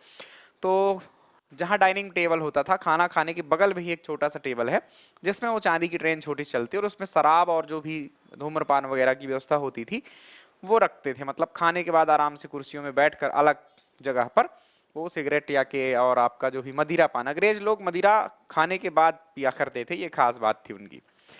ये महल है आपका मोती महल, दौलत राव सिंधिया के द्वारा बनवाया गया है। तो बड़ा खूबसूरत सा महल आपको दिखाई दे रहा होगा। इसे आप याद रखेंगे किस रूप में, मोती महल, जो कि ग्वालियर में है, आपके दौलत राव सिंधिया ने बनवाया था। ये आपके संग्रहालय की मूर्ति है जो कि गुजरी महल संग्रहालय है। गुजरी महल संग्रहालय में ऐसी कुछ प्रतिमाएं, मूर्तियां, जो भी आसपास चीजें मिली हैं ग्वालियर में, उसको रख दिया गया है। ठीक, ग्वालियर के किले से संबंधित ही है। ये आपके मोहम्मद गौस का मकबरा है। यही आप समझिए कि तानसेन का मकबरा भी है। तो देखिए कितनी खूबसूरत सी इमारत है, क्यों ना कोई जाएगा घूमने। तो आप सोचें कि मकबरे क्यों पर्यटन में हम पढ़ रहे हैं, तो मकबरे पढ़ना आवश्यक है। ये आपकी जू की तस्वीर है जिसमें ये मगरमच्छ जो है तो दिख रहे होंगे आपको एक तालाब के किनारे। ये सूर्य मंदिर है जो कि आपके जीडी बिरला साहब ने 1980s 1980 के दशक में मे बी 1988 के आसपास बनवाया था। ये मंदिर की ही तस्वीरें हैं। सूर्य हमेशा 7 घोड़ों वाले एक रथ पर सवार रहते हैं, ऐसी तस्वीरें ज्यादातर मिलती हैं इनकी। चलिए अब चलते हैं अगले नगर की ओर। हमने ग्वालियर को कंप्लीट कर लिया। अगला नगर है हमारा भोपाल। कौन सा नगर है? भोपाल। हमारे प्रदेश की राजधानी भी है। बहुत सारी चीजें हैं जहां आप यहां पर जहां जाकर आप घूम सकते हैं, राइट। तो शुरुआत में थोड़ा सा भोपाल के बारे में जान लें। तो भोपाल प्रदेश के बीचों बीच में लगभग स्थित है और 5 पहाड़ियों में बसा हुआ है। ये मध्य प्रदेश लोक सेवा आयोग की प्रारंभिक परीक्षा का एक बार प्रश्न था कि कितनी पहाड़ियों पर बसा हुआ है, तो 5 पहाड़ियां आप याद रखेंगे। तथा झीलों के तट पर बसा हुआ है। तो ये बात यहां लिखी हुई है, झीलों के तट पर। इसको आप ये बात नोट कर लेना अलग से, यहां लिखी नहीं है। झीलों की नगरी किसे कहते हैं कभी पूछा जाए तो आप याद रखना भोपाल को ही कहते हैं। किसको कहते हैं? भोपाल को कहते हैं, क्योंकि यहाँ पर बहुत सारी झीलें हैं। उसमें से 2 प्रमुख झीलें हैं। एक है आपका बड़ा तालाब, आगे दर्शनीय स्थलों में भी लिखी होंगी ये बातें, और एक है आपका छोटा तालाब, राइट। ये तालाब का निर्माण राजा भोज ने बड़ा तालाब का करवाया था। 2011 में मध्य प्रदेश सरकार ने इसका नाम भोजताल कर दिया। क्या कर दिया? भोजताल कर दिया है। बड़ा तालाब, इनको अपर लेक और लोअर लेक भी बोलते हैं ना। इसको क्या बोल सकते हैं अपन? अपर लेक, और इसको क्या बोल सकते हैं अपन? Lower lake, right. Lower lake.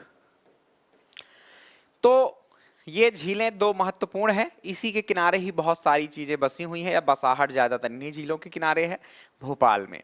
और भी छोटी मोटी झीलें हैं पर उनके नाम आपको आवश्यक नहीं है। तो याद रखें आप कि क्या है, झीलों की नगरी आपकी भोपाल ही है। जैसे आपके देश में यदि बात की जाए झीलों की नगरी, तो वो है आपका उदयपुर। चलिए अब देख लेते हैं उन पहाड़ियों के नाम जिस पर भोपाल बसा हुआ है। Shyamla Hills, Arera Hills. यदि आपने दूरदर्शन देखा हो बचपन में तो निश्चित रूप से ये पहाड़ियां याद होंगी। ज्यादातर जो आपके वो मुख्यालय होते थे वो यहीं सब होते थे, वहीं से रिपोर्टिंग की जाती थी, है ना। तो Shyamla Hills, Arera Hills, Katra Hills या कटारा हिल्स, ईदगाह हिल्स और द्रोणाचल नेवरी हिल्स। तो ये 5 हिल्स हैं, इन पर ही बसा हुआ है। हालांकि हिल्स तो और हैं, बहुत सारी पहाड़ियां हैं, लेकिन मुख्य रूप से ऐसा माना जाता है कि यही 5 है ना। मध्य प्रदेश जो भोपाल जिले की वेबसाइट है ना, bhopal.nic.net, उस पे जाएंगे आप तो आपको यही 5 पहाड़ियां मिलेंगी। शहर की आधुनिक नींव किसने डाली है? तो दोस्त मोहम्मद खान ने डाली है। पहले भोपाल कोई बहुत बड़ा नगर नहीं था, प्राचीन काल से ही कोई विशेष अस्तित्व नहीं रहा। हालांकि यहाँ की कुछ गुफाएं और घाट वाट मिले हैं जो कि हमको पाषाण काल का संबंध दर्शाते हैं, पाषाण काल से जोड़ते हैं, या कि 9 पाषाण एग्जैक्टली आप कह दीजिए। पाषाण काल के भी 3 भाग हैं। आपने पढ़ा भी है मुझसे, जो विद्यार्थी पढ़ चुके हैं तो उनको पता भी होगा कि नेवरी गुफाएं है ना, आपका मनुभावन टेकरी वगैरह मैंने आपको पढ़ा रखा है, वो भोपाल में ही है, जो कि आपकी क्या है 9 पाषाणकालीन बस्तियां थी। तो पहले तो था, लेकिन बीच में कोई विशेष महत्व नहीं था। गोंडों के राज्य के अधीन ये आता था क्षेत्र, है ना, गोंड वंश के क्षेत्र में ये आता था, राज्य क्षेत्र में, लेकिन कोई विशेष यहाँ पर आबादी नहीं रहती थी और ना ही कोई विशेष इसका महत्व था। आगे चलकर कमलापति शासिका बनती हैं, गोंड शासिका, जो कि गिन्नौरगढ़ से शासन करती हैं। उन्होंने दोस्त मोहम्मद खान को भोपाल जो स्थान था वो उपहार में दिया था, और तब से इसने इसको राजधानी बनाया भोपाल को, और धीरे धीरे आबादी जो है तो बसने लगी। और भोपाल के नवाबों का जो शुरुआत हुआ वो इसी के काल से हुआ, राइट। ये कहानियां आपने सुन रखी होंगी, भोपाल रियासत मैंने आपको अच्छे से पढ़ा रखा है। तो ये कुछ संक्षिप्त में बात थी भोपाल की, है ना। मुख्यतः ये जब भोपाल के नवाब आए तब से इस शहर का विकास हुआ है। अब क्या क्या है यहाँ देखने के लिए, तो आइए देख लेते हैं दर्शनीय स्थलों में क्या क्या आता है। तो एक राष्ट्रीय उद्यान है, वन विहार राष्ट्रीय उद्यान। 1983 में ये आपका राष्ट्रीय उद्यान बना, यह ध्यान रखें। और जू जैसा भी है, आप जाते हैं तो शुरू में जू जैसा आपको दिखाई देता है, सांप वाप आप बढ़िया देखना चाहें तो यहाँ जा सकते हैं। बड़ा तालाब की बात बता दी, भोजताल भी इसे कहते हैं। छोटे तालाब की भी बात बता दी, राइट। भारत भवन नामक एक बढ़िया सी, मतलब आप कह दीजिए कि ललित कलाओं का केंद्र है ये, है ना, जिसमें बहुत सारी कलाओं की प्रस्तुति के लिए एक भवन है। 1982 में बनाया गया था, यह याद रखें। इंदिरा गांधी राष्ट्रीय मानव संग्रहालय यहीं पर है। ये वास्तव में 1977 में स्थापित किया गया था, लेकिन ये कहाँ स्थापित किया गया था 1977 में? दिल्ली में। है ना। दिल्ली में इसको बनाने का प्लान था, बना ही गया था, स्थापित ही कर दिया गया था, लेकिन वहां पर जगह की कमी के कारण क्या कर दिया गया, फिर उसको भोपाल में स्थापित कर दिया गया। तो ये राष्ट्रीय स्तर का एक संग्रहालय है जो हमारे प्रदेश की राजधानी भोपाल में स्थित है। आप ये दोनों ही तिथियां याद रखें क्योंकि दोनों ही चीजें पूछ ली जाती हैं कि एक मूल जब वास्तव में स्थापित हो गया लेकिन दिल्ली में था, और एक जब भोपाल आया ये 1985 में तब, क्योंकि ये संग्रहालय तो बन चुका था दिल्ली में, सारी वस्तुएं चीजें तो आ गई थी, लेकिन बाद में क्या हुआ, इसका स्थानांतरण करना पड़ा 1985 में भोपाल में। रविंद्र भवन एक बढ़िया सा भवन है जहां पर बहुत सारे कार्यक्रम आयोजित होते हैं सरकारी, जैसे बैठकें होना हो, कोई कार्यक्रम वगैरह होता हो, है ना, नृत्य का है, कोई समारोह होता हो, तो यहाँ किया जा सकता है। एक बढ़िया बिल्डिंग है रविंद्र भवन। इस्लाम नगर किला, जो दोस्त मोहम्मद खान ने इस्लाम नगर को ही अपनी राजधानी बनाई थी और वहां पर एक किला या महल का निर्माण करवाया था, ये वही किला है, आप जाकर देख सकते हैं। इस्लाम नगर का नाम वर्तमान में बदलकर जगदीशपुर कर दिया गया है, यह भी आप नोट रखें, है ना, हाल ही में मध्य प्रदेश सरकार ने। कमलापति महल, ये आपके भोपाल में ही है, रानी कमलापति द्वारा निर्मित किया गया था 18वीं शताब्दी के पूर्वार्ध में, 1722 एक डेट मिलती है, इसको आप याद रख सकते हैं। बिड़ला मंदिर, या इसे ही हम लक्ष्मी नारायण मंदिर कहते हैं, यह भी याद रखें आप, बिड़ला मंदिर या लक्ष्मी नारायण मंदिर। तो ये बहुत फेमस मंदिर है, वहाँ लक्ष्मी जी को समर्पित है, इसे लक्ष्मी नारायण मंदिर भी कहते हैं। लेकिन एक बात और याद रखना, ऐसा लक्ष्मी नारायण मंदिर एक ओरछा का भी प्रसिद्ध है, तो जो आपके विकल्प में आए उस प्रकार से आप उत्तर लगाना। लक्ष्मी नारायण मंदिर ओरछा में भी है। बिड़ला संग्रहालय भी है वहाँ पर, तो कई सारे संग्रहालय देख रहे हैं आप। शौर्य स्मारक है जिसको 2016 में मोदी जी ने उद्घाटन किया, इसका शौर्य स्मारक, जो हमारे शहीद हो जाते हैं वीर, उनकी स्मृति में स्मारक का उद्घाटन 2016 में माननीय प्रधानमंत्री मोदी जी ने किया था। कुछ और बात करें तो यहाँ पर मस्जिद है, एक जामा मस्जिद, ज़्यादातर जहाँ मुस्लिम शासक रहे वहाँ जामा मस्जिद मिली जाती है, दिल्ली में मिल जाएगी, आगरा में मिल जाएगी, मध्य प्रदेश की बात करें तो धार में मिल जाएगी, मांडू में मिल जाएगी आपको, बुरहानपुर में मिल जाएगी आपको, ठीक। तो बहुत सारी होती हैं, तो आप ये भोपाल वाली याद रखना, जैसे विकल्प हो याद रखना। गौहर महल, ये हम भोपाल रियासत जब पढ़ रहे थे तो ये सारे महल और मस्जिदों में को मैंने बताया है किसने क्या बनवाया है। गौहर महल को गौहर बेगम ने बनवाया, कुदसिया बेगम भी इनको कहते थे। मोती महल और मोती मस्जिद, ये दोनों ही मस्जिद या महल को का निर्माण जो है वो सिकंदर जहां बेगम ने करवाया था। किसने करवाया था? सिकंदर जहां बेगम ने इसका निर्माण, इनका निर्माण करवाया था, ये बात आप याद रखिए। देन ताजुल मस्जिद, सबसे इंपॉर्टेंट यहाँ की मस्जिद ताजुल मस्जिद, जो कि भारत की सबसे बड़ी मस्जिद है बैठक क्षमता के दृष्टिकोण से, है ना, ये याद रखना। 1877 ईस्वी में शाहजहां बेगम ने इसका निर्माण शुरू करवाया था, हालांकि वो पूरा नहीं हो पाया था, बाद में 1970s और 80s के आसपास इसका निर्माण पूर्ण हुआ। देन शौकत महल और सदर मंजिल, कैखुसरो जहां बेगम, जो कि अंतिम बेगम थी आपके भोपाल की, उन्होंने इसका निर्माण फिर करवाया शौकत महल का। शौकत महल में ही एक और स्मारक है सदर मंजिल नाम का, ठीक। तो ये कुछ बातें थी भोपाल की प्यारे बच्चों। इतनी सारी जगहें हैं जहां आप घूम सकते हैं, इससे ज्यादा पढ़ने की आवश्यकता आपको पड़ेगी नहीं किसी भी एग्जाम के लिए, राइट। तो आप थोड़ा सा इसको तैयार कर लेना, ज्यादा बड़ा हो जाता है मेरा कंटेंट, लेकिन इसका कारण है कि एक भी बच्चा छूटे ना, है ना। पोलियो, पल्स पोलियो वाली बात है, तो मेरा ये है कि एक भी क्वेश्चन छूटे ना। भोजताल की बात है, जनसंपर्क वेबसाइट ऐसी चीजें आपको बताता रहता है। तो ये भोजताल या बड़ा तालाब मध्य प्रदेश की राजधानी भोपाल में स्थित है, और कई छोटे छोटे ताल होने की वजह से भोपाल को झीलों की नगरी भी कहा जाता है, यह आप तथ्य को देख सकते हैं। ये उसमें ही आपके राजा भोज की एक प्रतिमा का भी मतलब अनावरण किया गया था कभी, मतलब बनी हुई है एक प्रतिमा बहुत शानदार सी। फिर यहाँ पर कुछ और बात याद रख सकते हैं आप तथ्य के रूप में, 2002 में इसे रामसर साइट घोषित किया गया, है ना, मतलब ये एक वेटलैंड के रूप में घोषित किया गया है। रामसर नामक स्थान एक आपके ईरान में आता है। 1971 के आसपास जो है तो वहाँ एक सम्मेलन हुआ था जिसके तहत आर्द्र भूमियां घोषित की जाती हैं, वेटलैंड्स घोषित किए जाते हैं। तो ये 2002 में वेटलैंड घोषित हुआ, ये बात आप ही याद रखें। चलिए, ये कुछ बातें थी। इंदिरा गांधी मानव संग्रहालय, कुछ ऐसा आप जब जाते हैं तो वहाँ बोर्ड लगा मिल जाएगा आपको। ये उसके अंदर की कुछ तस्वीरें मैं आपको दिखा रहा हूँ कि ऐसे देखो बहुत सारी। इंदिरा गांधी मानव संग्रहालय मतलब समझते हो ना, मानव की विकास की पूरी कहानी, पाषाण काल से लेकर अब तक क्या हुआ वो पूरी कहानी। और न केवल ये मानव की कहानी ऊपर ऊपर, बल्कि अंदर अंदर मतलब शरीर के अंदर, है ना, तो मानव विज्ञान जिसे आप कह सकते हैं, उन सब की जानकारी आपको इसमें, आपको इस संग्रहालय में देखने को मिल जाएगी। तो ऐसे सारी वस्तुएं कब क्या हम लोग यूज करते थे, कैसे मानव रहता था, जनजाति लोग कैसे रहते थे, ये सब आप देख पा रहे होंगे इन तस्वीरों के माध्यम से। कैसे वस्त्र पहनते थे, कैसी झोपड़ियों में रहते थे। भारत भवन, ये आपको बिल्डिंग दिखाई दे जाएगी, अब अंदर दिखाने की आवश्यकता है नहीं बहुत।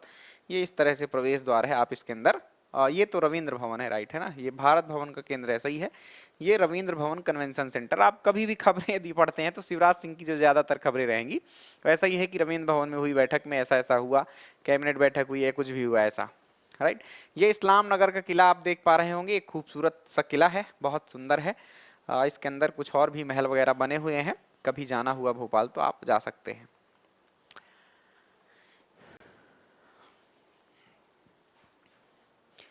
ये आपको कमलापति महल दिखाई दे रहा होगा, बहुत पुरानी स्थिति मैंने दिखाई है कमलापति महल की। ये कमलापति महल छोटे तालाब के किनारे बना हुआ है, जिसकी कुछ मंजिलें नीचे पानी में डूबी हुई हैं और कुछ मंजिलें ऊपर हैं, राइट। ये आपके हबीबगंज स्टेशन की है और ये जो प्रतिमा आपको दिखाई दे रही है वह कमलापति की है, जो कि एक गोंड शासिका हुई। और इनके ही नाम पर अब इस हबीबगंज स्टेशन का नाम, जो कि एक पीपीपी मॉडल के आधार पर विकसित एक रेलवे स्टेशन है आपके भारत का। पीपी मतलब प्राइवेट पार्टनरशिप,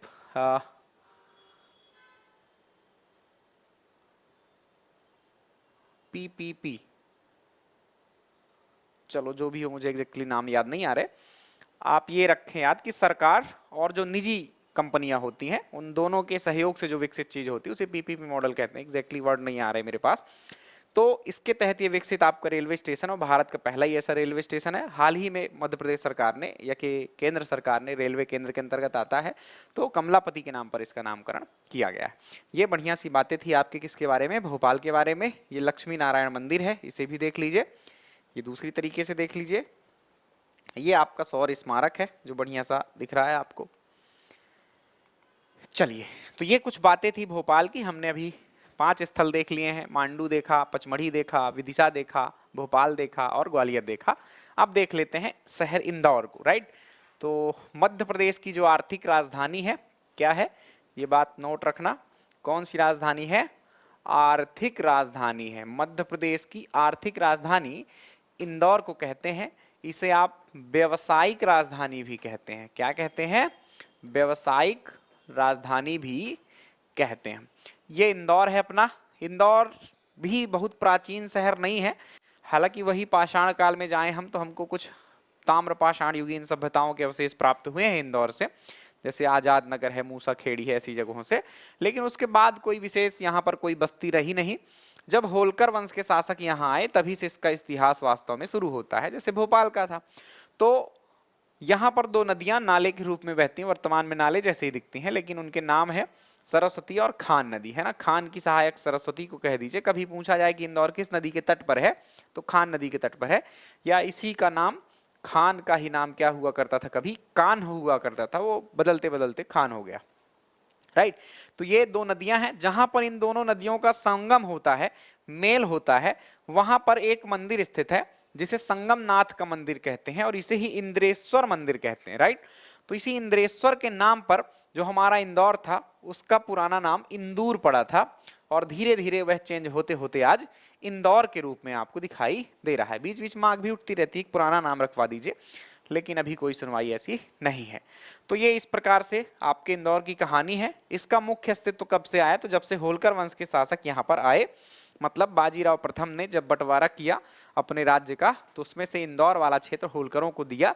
धीरे धीरे एक सैनिक छावनी के रूप में यहाँ स्थापित हुआ था, लेकिन आगे चलकर 1761 का जो पानीपत का युद्ध हुआ, तो फिर बाद में उसके बाद जो सेनापति यहाँ आए प्रॉपर तरीके से अपना शासन करने लगे और आज आप विकसित अवस्था में इंदौर को देख पा रहे होंगे।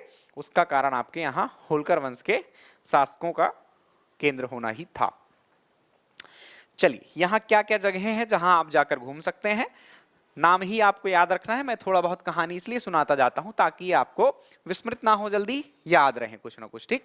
आप ध्यान से सुन भी लेंगे ना मेरी बातों को जो मैं बता रहा हूं, तो आपको इनमें से आधे स्थल तो याद रहेंगे। आप ऑब्जेक्टिव लगाकर चेक कर लेना खुद से कि 3 दिन बाद 4 दिन बाद आप लगाएंगे तो आपको जो मेरी सुनाई हुई कहानी होती है उसके द्वारा आप उसको आंसर कर पाते हैं।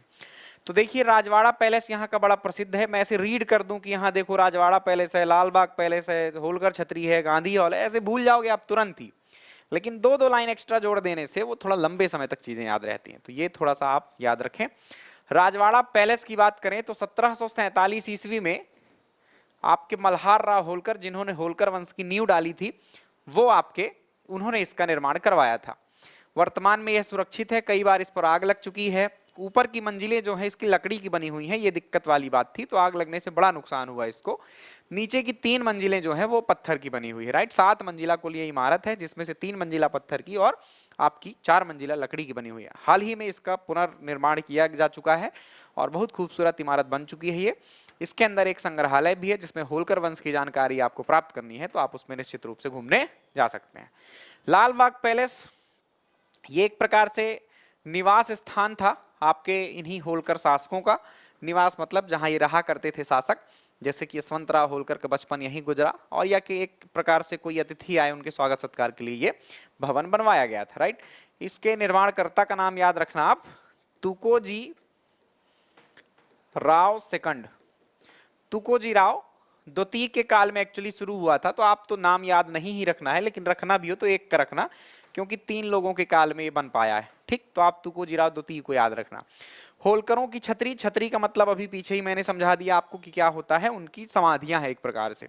तो होलकरों की छतरी इसका एक नाम है, जिस नाम से प्रश्न पूछा गया था, आपसे पूछा गया था मध्य प्रदेश कर्मचारी चयन मंडल में छतरी बाग कहाँ स्थित है। क्या पूछा गया था? छतरी बाग कहाँ स्थित है, तो ये आपके इंदौर में है छतरी बाग, या होलकर वंश की छतरियां कहाँ हैं, वो इंदौर में है। गांधी हॉल, ये एक प्रकार का संग्रहालय ही है। गांधी हॉल बढ़िया सी स्मारक मतलब इमारत है ये, लाल कलर की। कभी भी जाना हो आपको इंदौर तो आप जाकर वहां गांधी हॉल में घूम सकते हैं। भीम जन्मभूमि, ये महू जो आपकी छावनी है, महू में ये स्थित है आपका। यहीं पर आपके 14 अप्रैल हाल ही में भी आपके जन्म दिवस मनाया गया है आपके बाबा साहब अम्बेडकर का, तो भीम जन्मभूमि वो जगह है, राइट। केंद्रीय संग्रहालय, तो इंदौर में 1929 से स्थापित हुआ एक केंद्रीय संग्रहालय है, जहां पर इंदौर के आसपास, राइट, खरगोन, महेश्वर, ऐसी जगहों से भी जो हमको प्रतिमाएं प्राप्त हुई, मुद्राएं प्राप्त हुई, जो चीजें मिली हमको, हमने इस संग्रहालय में उसको संग्रह करके रख लिया है।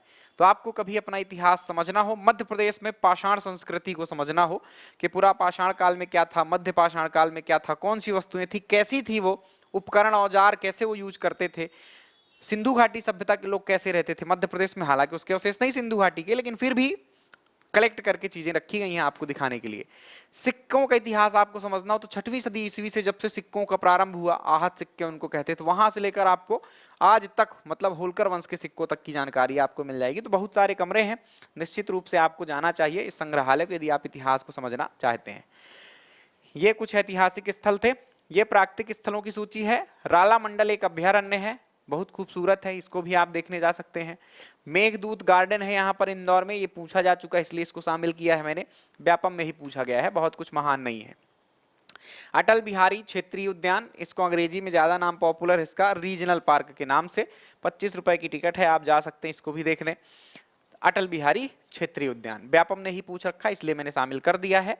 पाताल पानी झरना, ये इंपॉर्टेंट है सबके लिए, न केवल व्यापम, पीएससी के लिए भी। पाताल पानी झरना नदी पूछा जाए तो एग्जैक्टली तो ये नदी चंबल नहीं है, लेकिन आपसे पूछा यही जाता है तो आप ध्यान रखना चंबल। ये पहाड़ी झरना है एक प्रकार का, ये धारा जाकर कहीं ना कहीं चंबल में जाकर मिल जाती है, तो आप चंबल याद रखना इस झरने के लिए। झरना मतलब फॉल या कि जलप्रपात।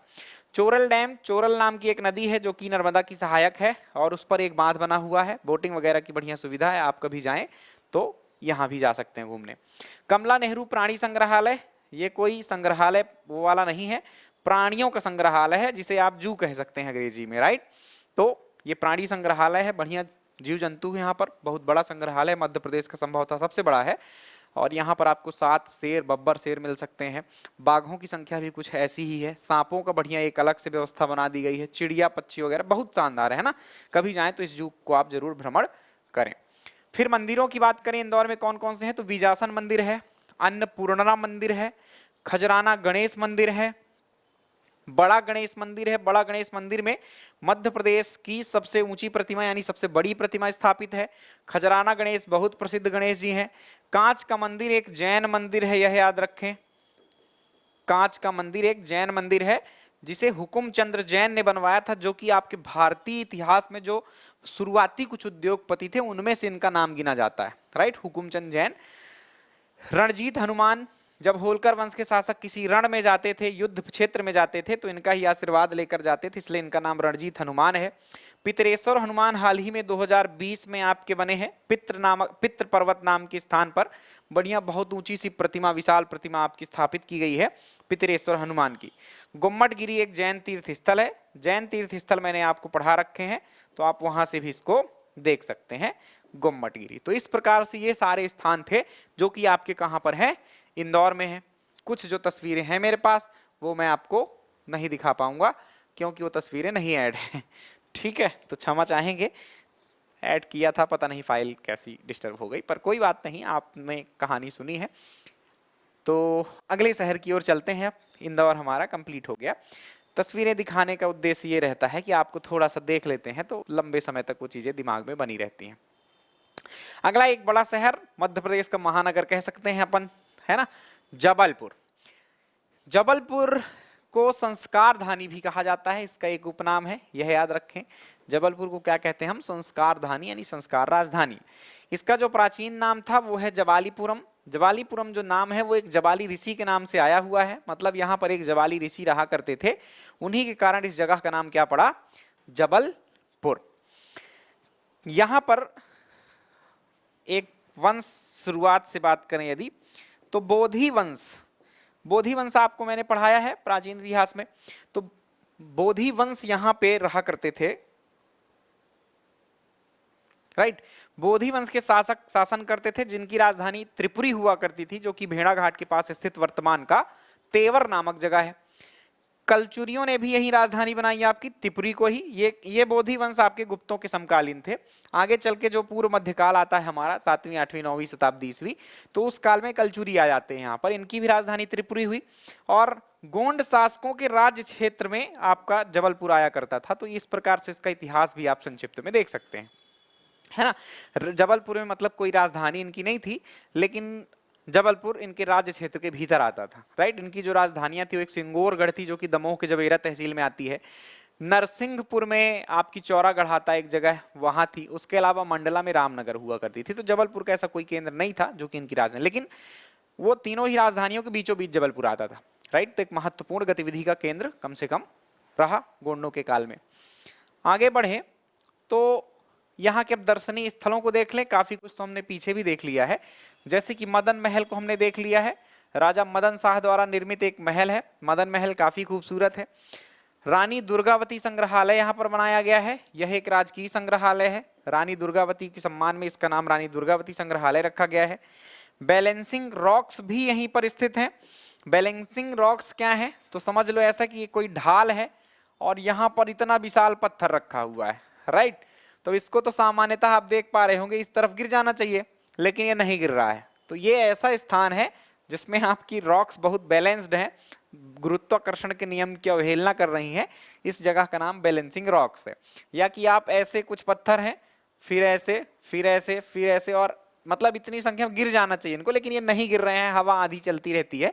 तो इस प्रकार की कुछ खूबसूरत नज़ारे आपको देखने को मिलते हैं बैलेंसिंग रॉक्स में। तो आप जा सकते हैं यहाँ भी घूमने। ये जब मदन महल की ओर जाते हैं तब आपको ये रास्ते में ही मिलता है। धुआंधार जलप्रपात बहुत प्रसिद्ध है, नर्मदा नदी पर बना हुआ जलप्रपात है एक। भेड़ाघाट नामक जगह पर आता है ये, भेड़ाघाट है ना, संगमरमरी की चट्टानें मिलती हैं यहाँ पर। बंदर कूदनी वहीं भेड़ाघाट के पास ही है। ऐसा कहते थे कभी जब नदी बहती थी तो बंदर एक जगह से दूसरी जगह इजिली कूद जाया करते थे। उस घाट इतना सकरा था, लेकिन आज वो घाट चौड़ा हो चुका है। तो बंदर कूदनी जहां से बंदर कूद जाया करते थे, वो वाला प्लेस है। तिलवारा घाट, जहां महात्मा गांधी की अस्थियों को विसर्जित किया गया। या कि नर्मदा नदी एक पवित्रतम नदी है और पवित्रतम नदी के घाट निश्चित रूप से आपसे पूछे जाते हैं, तो आपको ध्यान रखना है तिलवारा घाट, ठीक है। बरगी डैम भी, बरगी नदी जो कि नर्मदा की सहायक है, जबलपुर में ही बना हुआ है। डुमना नेचर रिजर्व तो एक प्राकृतिक पर्यटक स्थल है, डुमना नेचर रिजर्व जबलपुर में ही आता है, इसे भी आप देख सकते हैं। और संग्राम सिंह के नाम पर संग्राम सागर झील भी यहाँ पर बनी हुई है। अब कुछ करें बात मंदिरों की, धार्मिक स्थलों की, तो 64 योगिनी मंदिर, कलचुरी शासकों के द्वारा निर्मित 64 योगिनी मंदिर जबलपुर में है। एक 64 योगिनी मंदिर आपको बार बार रिकॉल कराता रहता हूं मैं, ये 64 योगिनी मंदिर मध्य प्रदेश में। पहला याद रखना मितावली वाला सबसे इंपॉर्टेंट, ठीक, मुरैना जिले में। दूसरा जबलपुर का 64 योगिनी मंदिर याद कर लेना। तीसरा 64 योगिनी मंदिर आप खजुराहो का याद कर लेना, जो कि वहां का सबसे प्राचीन मंदिर था, राइट, चंदेल शासकों के द्वारा निर्मित। चौथा एक 64 योगिनी मंदिर आप उज्जैन का याद रख सकते हैं, उज्जैन में भी एक 64 योगिनी हमें मिलता है। तो ये 4 64 योगिनी मंदिर कम से कम आप मध्य प्रदेश के याद रखना, जो कि 2 ऊपर के सबसे महत्वपूर्ण थे, ठीक। पिसनहारी की मढ़िया, ये एक जैन टेम्पल है। कौन सा टेम्पल है? जैन टेम्पल है, जैन मंदिर है। यहाँ पर एक बूढ़ी दाई रहा करती थी और आटा पीसने का काम करती थी। उनको भगवान से प्रेरणा मिली और उन्होंने इस मंदिर का निर्माण स्वयं से करना शुरू कर दिया था और आगे चल के आज बहुत भव्य मंदिर बना हुआ है। तो पिसनहारी, आटा पीसने वाली एक बुढ़िया से बना हुआ है ये शब्द। तो पिसनहारी की मढ़िया याद रखना कहाँ है? जबलपुर में। गौरी शंकर मंदिर कहाँ पर है? तो ये भी जबलपुर भेड़ाघाट के पास ही आता है। ये तीनों मंदिर भेड़ाघाट के, तीनों नहीं, दो ही हैं, ये तीसरा तो रिपीट हो गया है। गौरी शंकर मंदिर और त्रिपुर सुंदरी मंदिर, ये दोनों ही भेड़ाघाट के पास ये स्थित हैं। तो ये प्राचीन मंदिर हैं, इनको आप याद रखें। तो ये इस प्रकार से बात थी कुछ प्यारे बच्चों जबलपुर की, राइट। जबलपुर हमारा हो गया कंप्लीट। अब हम अगले स्थल की ओर बढ़ते हैं। अगला एक और स्थल है हमारा, शिवपुरी को ले लेते हैं, क्योंकि इसके बारे में एक बड़ा फेमस तथ्य है कि इसे प्रथम पर्यटन नगरी का दर्जा प्राप्त है। अब ऐसे इतना बड़ा नहीं है ये विशेष, क्योंकि ऐसे तो सभी जिलों में कुछ ना कुछ पर्यटन स्थल 2-4 तो मिल ही जाते हैं 100%, कुछ प्राकृतिक, कुछ धार्मिक, कुछ किसी भी प्रकार के। तो सबको नहीं शामिल करना है। जब हम जिलेवार अध्ययन करेंगे कभी मध्य प्रदेश जीके का, तो फिर उन सबको कवर करेंगे। पर अभी शिवपुरी को देखकर हम अपना अंत करते हैं इस वीडियो को। शिवपुरी को प्रथम पर्यटन नगरी का दर्जा प्राप्त है, यह याद रखें। इसका प्राचीन नाम सिपरी है, भगवान शिव के नाम पर इसका प्राचीन नाम रखा गया है, सिपरी। यहाँ घूमने वाले जो स्थान है उसमें से माधव राष्ट्रीय उद्यान आपको देखना चाहिए। इसके अलावा माधव विलास महल आपको देखना चाहिए। नरवर यहाँ की एक तहसील है, तो वहाँ एक किला बना हुआ है, नरवर का किला आपको देखना चाहिए। करेरा अभ्यारण्य है मध्य प्रदेश में, उसे आप देख सकते हैं यहाँ पर। और सांख्या सागर झील है, उसे आप देख सकते हैं, राइट, सांख्या सागर झील। अभी सांख्या मैंने नाम लिया था, जो कि आपका माधवराव सिंधिया की माता का नाम था, सांख्या राजे सिंधिया, राइट। तो उनके ही नाम पर यह झील बनी हुई है। और यहाँ पर कुछ बातों की बात करें तो जैसे कि मैं बता दिया, सिंधिया वंश की क्षत्रियों में आप वही सांख्या राजे सिंधिया, सांख्या राजे सिंधिया व माधवराव सिंधिया। माधवराव सिंधिया, सिंधिया वंश में 2 हुए हैं, कंफ्यूज मत हो जाना। एक ज्योतिरादित्य सिंधिया जो आपके वर्तमान में उड्डयन मंत्री हैं, उनके मंत्रालय देख लेना, शायद चेंज ना हो गया हो। उनके जो पिता थे उनका भी नाम क्या था? माधवराव सिंधिया था। हवाई दुर्घटना में उनकी मृत्यु हो गई थी। लेकिन उनके पहले भी एक शासक हुए जो कि आपके किसके पिता थे? जीवाजीराव सिंधिया के पिता थे, राइट। तो वो वाले माधवराव सिंधिया की यहाँ बात की जा रही है। तो माधवराव सिंधिया की छतरी ऐसा कर देते हैं, राइट। ये कहाँ स्थित है? आपके शिवपुरी में ही है, एक जगह पर ही है और बढ़िया खूबसूरत सा नजारा है वो, आप यहाँ पर भी घूमने जाते हैं। इसके अलावा ये जो आपका माधव राष्ट्रीय उद्यान है, यहाँ पर एक भवन बढ़िया बना हुआ है, जॉर्ज कैसल भवन। इनको ऐड कर लेना आप। क्या बना हुआ है? जॉर्ज कैसल भवन। ये एक जॉर्ज पंचम नाम के जो ब्रिटिशर थे वो आए हुए थे, राजा थे, यहाँ आए हुए थे। उनकी एक रात के लिए शिकार विकार करना था उनको, तो उनके लिए ये बना दिया गया था सिंधिया शासकों के द्वारा। तो ये कुछ बातें थी आपके शिवपुरी के संदर्भ में, ठीक। एक और स्थल उठाना चाहूंगा मैं आपके लिए, बहुत इंपॉर्टेंट, ये वाला हनुमंतिया टापू, राइट। हनुमंतिया टापू कहाँ है? तो खंडवा जिले में आता है। नर्मदा नदी पर जो एक बांध बना हुआ है, कौन सा बांध है वह? इंदिरा सागर डैम आप कह सकते हैं, पुनासा डैम कह दीजिए। तो जो वो बैक वाटर आता है उस नदी का, उस वाटर पर एक द्वीप बना हुआ है, कृत्रिम द्वीप है एक प्रकार से। उस पर एक बढ़िया सा खूबसूरत सा पर्यटन केंद्र का विकास कर दिया गया है, मतलब जल पर्यटन केंद्र के रूप में उसका विकास कर दिया गया है, राइट। कि आप वहां जाते हैं और हवा में उड़ने वाले गुब्बारे वगैरह जो रहते हैं वो सब करते हैं, यानी साहसिक कार्य जिसे आप कहते हैं, एडवेंचर अंग्रेजी में, वो सब करना हो मध्य प्रदेश में तो यहाँ आप जा सकते हैं, है ना। क्या क्या कर सकते हैं? तो एक तो पहली बात, आप वहां पहुंचे और आपके रुकने की भी प्रॉपर व्यवस्था, बढ़िया कॉटेज बने हुए हैं चंदन वंदन की लकड़ी से शानदार तरीके से, 2 4 6 8 होटल जैसी आपको सुविधा रुकने की मिल जाती है ना। दूसरी बात, आपको फिर वहां पर बहुत सारी गतिविधियां होती हैं। जल महोत्सव विशेष रूप से यहाँ आयोजित किया जाता है और वो जल महोत्सव में तो और सारी गतिविधियां होती हैं। सरकार भी पूरी तरह से यहाँ पर सहयोग करती है, सारी व्यवस्थाएं करती है पर्यटकों के आगमन की, उसके बदले पैसा आपको चुकाना पड़ता है। तो ये हनुवंतिया टापू बहुत शानदार जगह है जो अभी विकसित हो रहा है और भी उसका विकास हो रहा है। मध्य प्रदेश के मामा जी जो है ना मुख्यमंत्री, वो तो इसको कह रहे हैं मध्य प्रदेश का स्विट्जरलैंड। क्या कहते हैं? मध्य प्रदेश का स्विट्जरलैंड। तो ये ध्यान रखना कि मध्य प्रदेश का स्विट्जरलैंड किसे कहते हैं? हनुवंतिया टापू को। ठीक, तो मध्य प्रदेश पर्यटन विकास निगम एक संस्था है, इसकी स्थापना याद रखना 1978 में हुई थी। ये तथ्य अब आपको अलग से नहीं मिलेगा, 1978 में इसकी स्थापना हुई। इसका जो हेडक्वार्टर यानी मुख्यालय है वो भोपाल यानी भोपाल में है। और इसका एक ध्येय वाक्य है जो पूछा जाता है, वो है आपका the heart of incredible India, है ना, कभी सुना भी होगा आपने एडवर्टीजमेंट वगैरह में। तो the heart of incredible India, ये इसका ध्येय वाक्य है मध्य प्रदेश पर्यटन निगम का, जो कि मध्य प्रदेश के जो पर्यटन केंद्र है उनको विकास के लिए, उनके विकास के लिए उत्तरदायी संस्था है मध्य प्रदेश की, ठीक, सरकारी। ये टापू का जो नाम है वहीं पर एक जुड़ा हुआ गांव है, उससे लिया गया है, हनुवंतिया टापू। तो ये इतनी सारी बातें थी आपके हनुवंतिया टापू के बारे में। जल महोत्सव यहीं आयोजित किया जाता है, यह भी आप ध्यान रखेंगे। बढ़े आगे, देखो मध्य प्रदेश पर्यटन विकास निगम की बात है ही पहले से ही। तो 1978 हेडक्वार्टर भोपाल, इसका ध्येय वाक्य अतुल्य भारत का हृदय या कि the heart of incredible India, इसे याद रखें।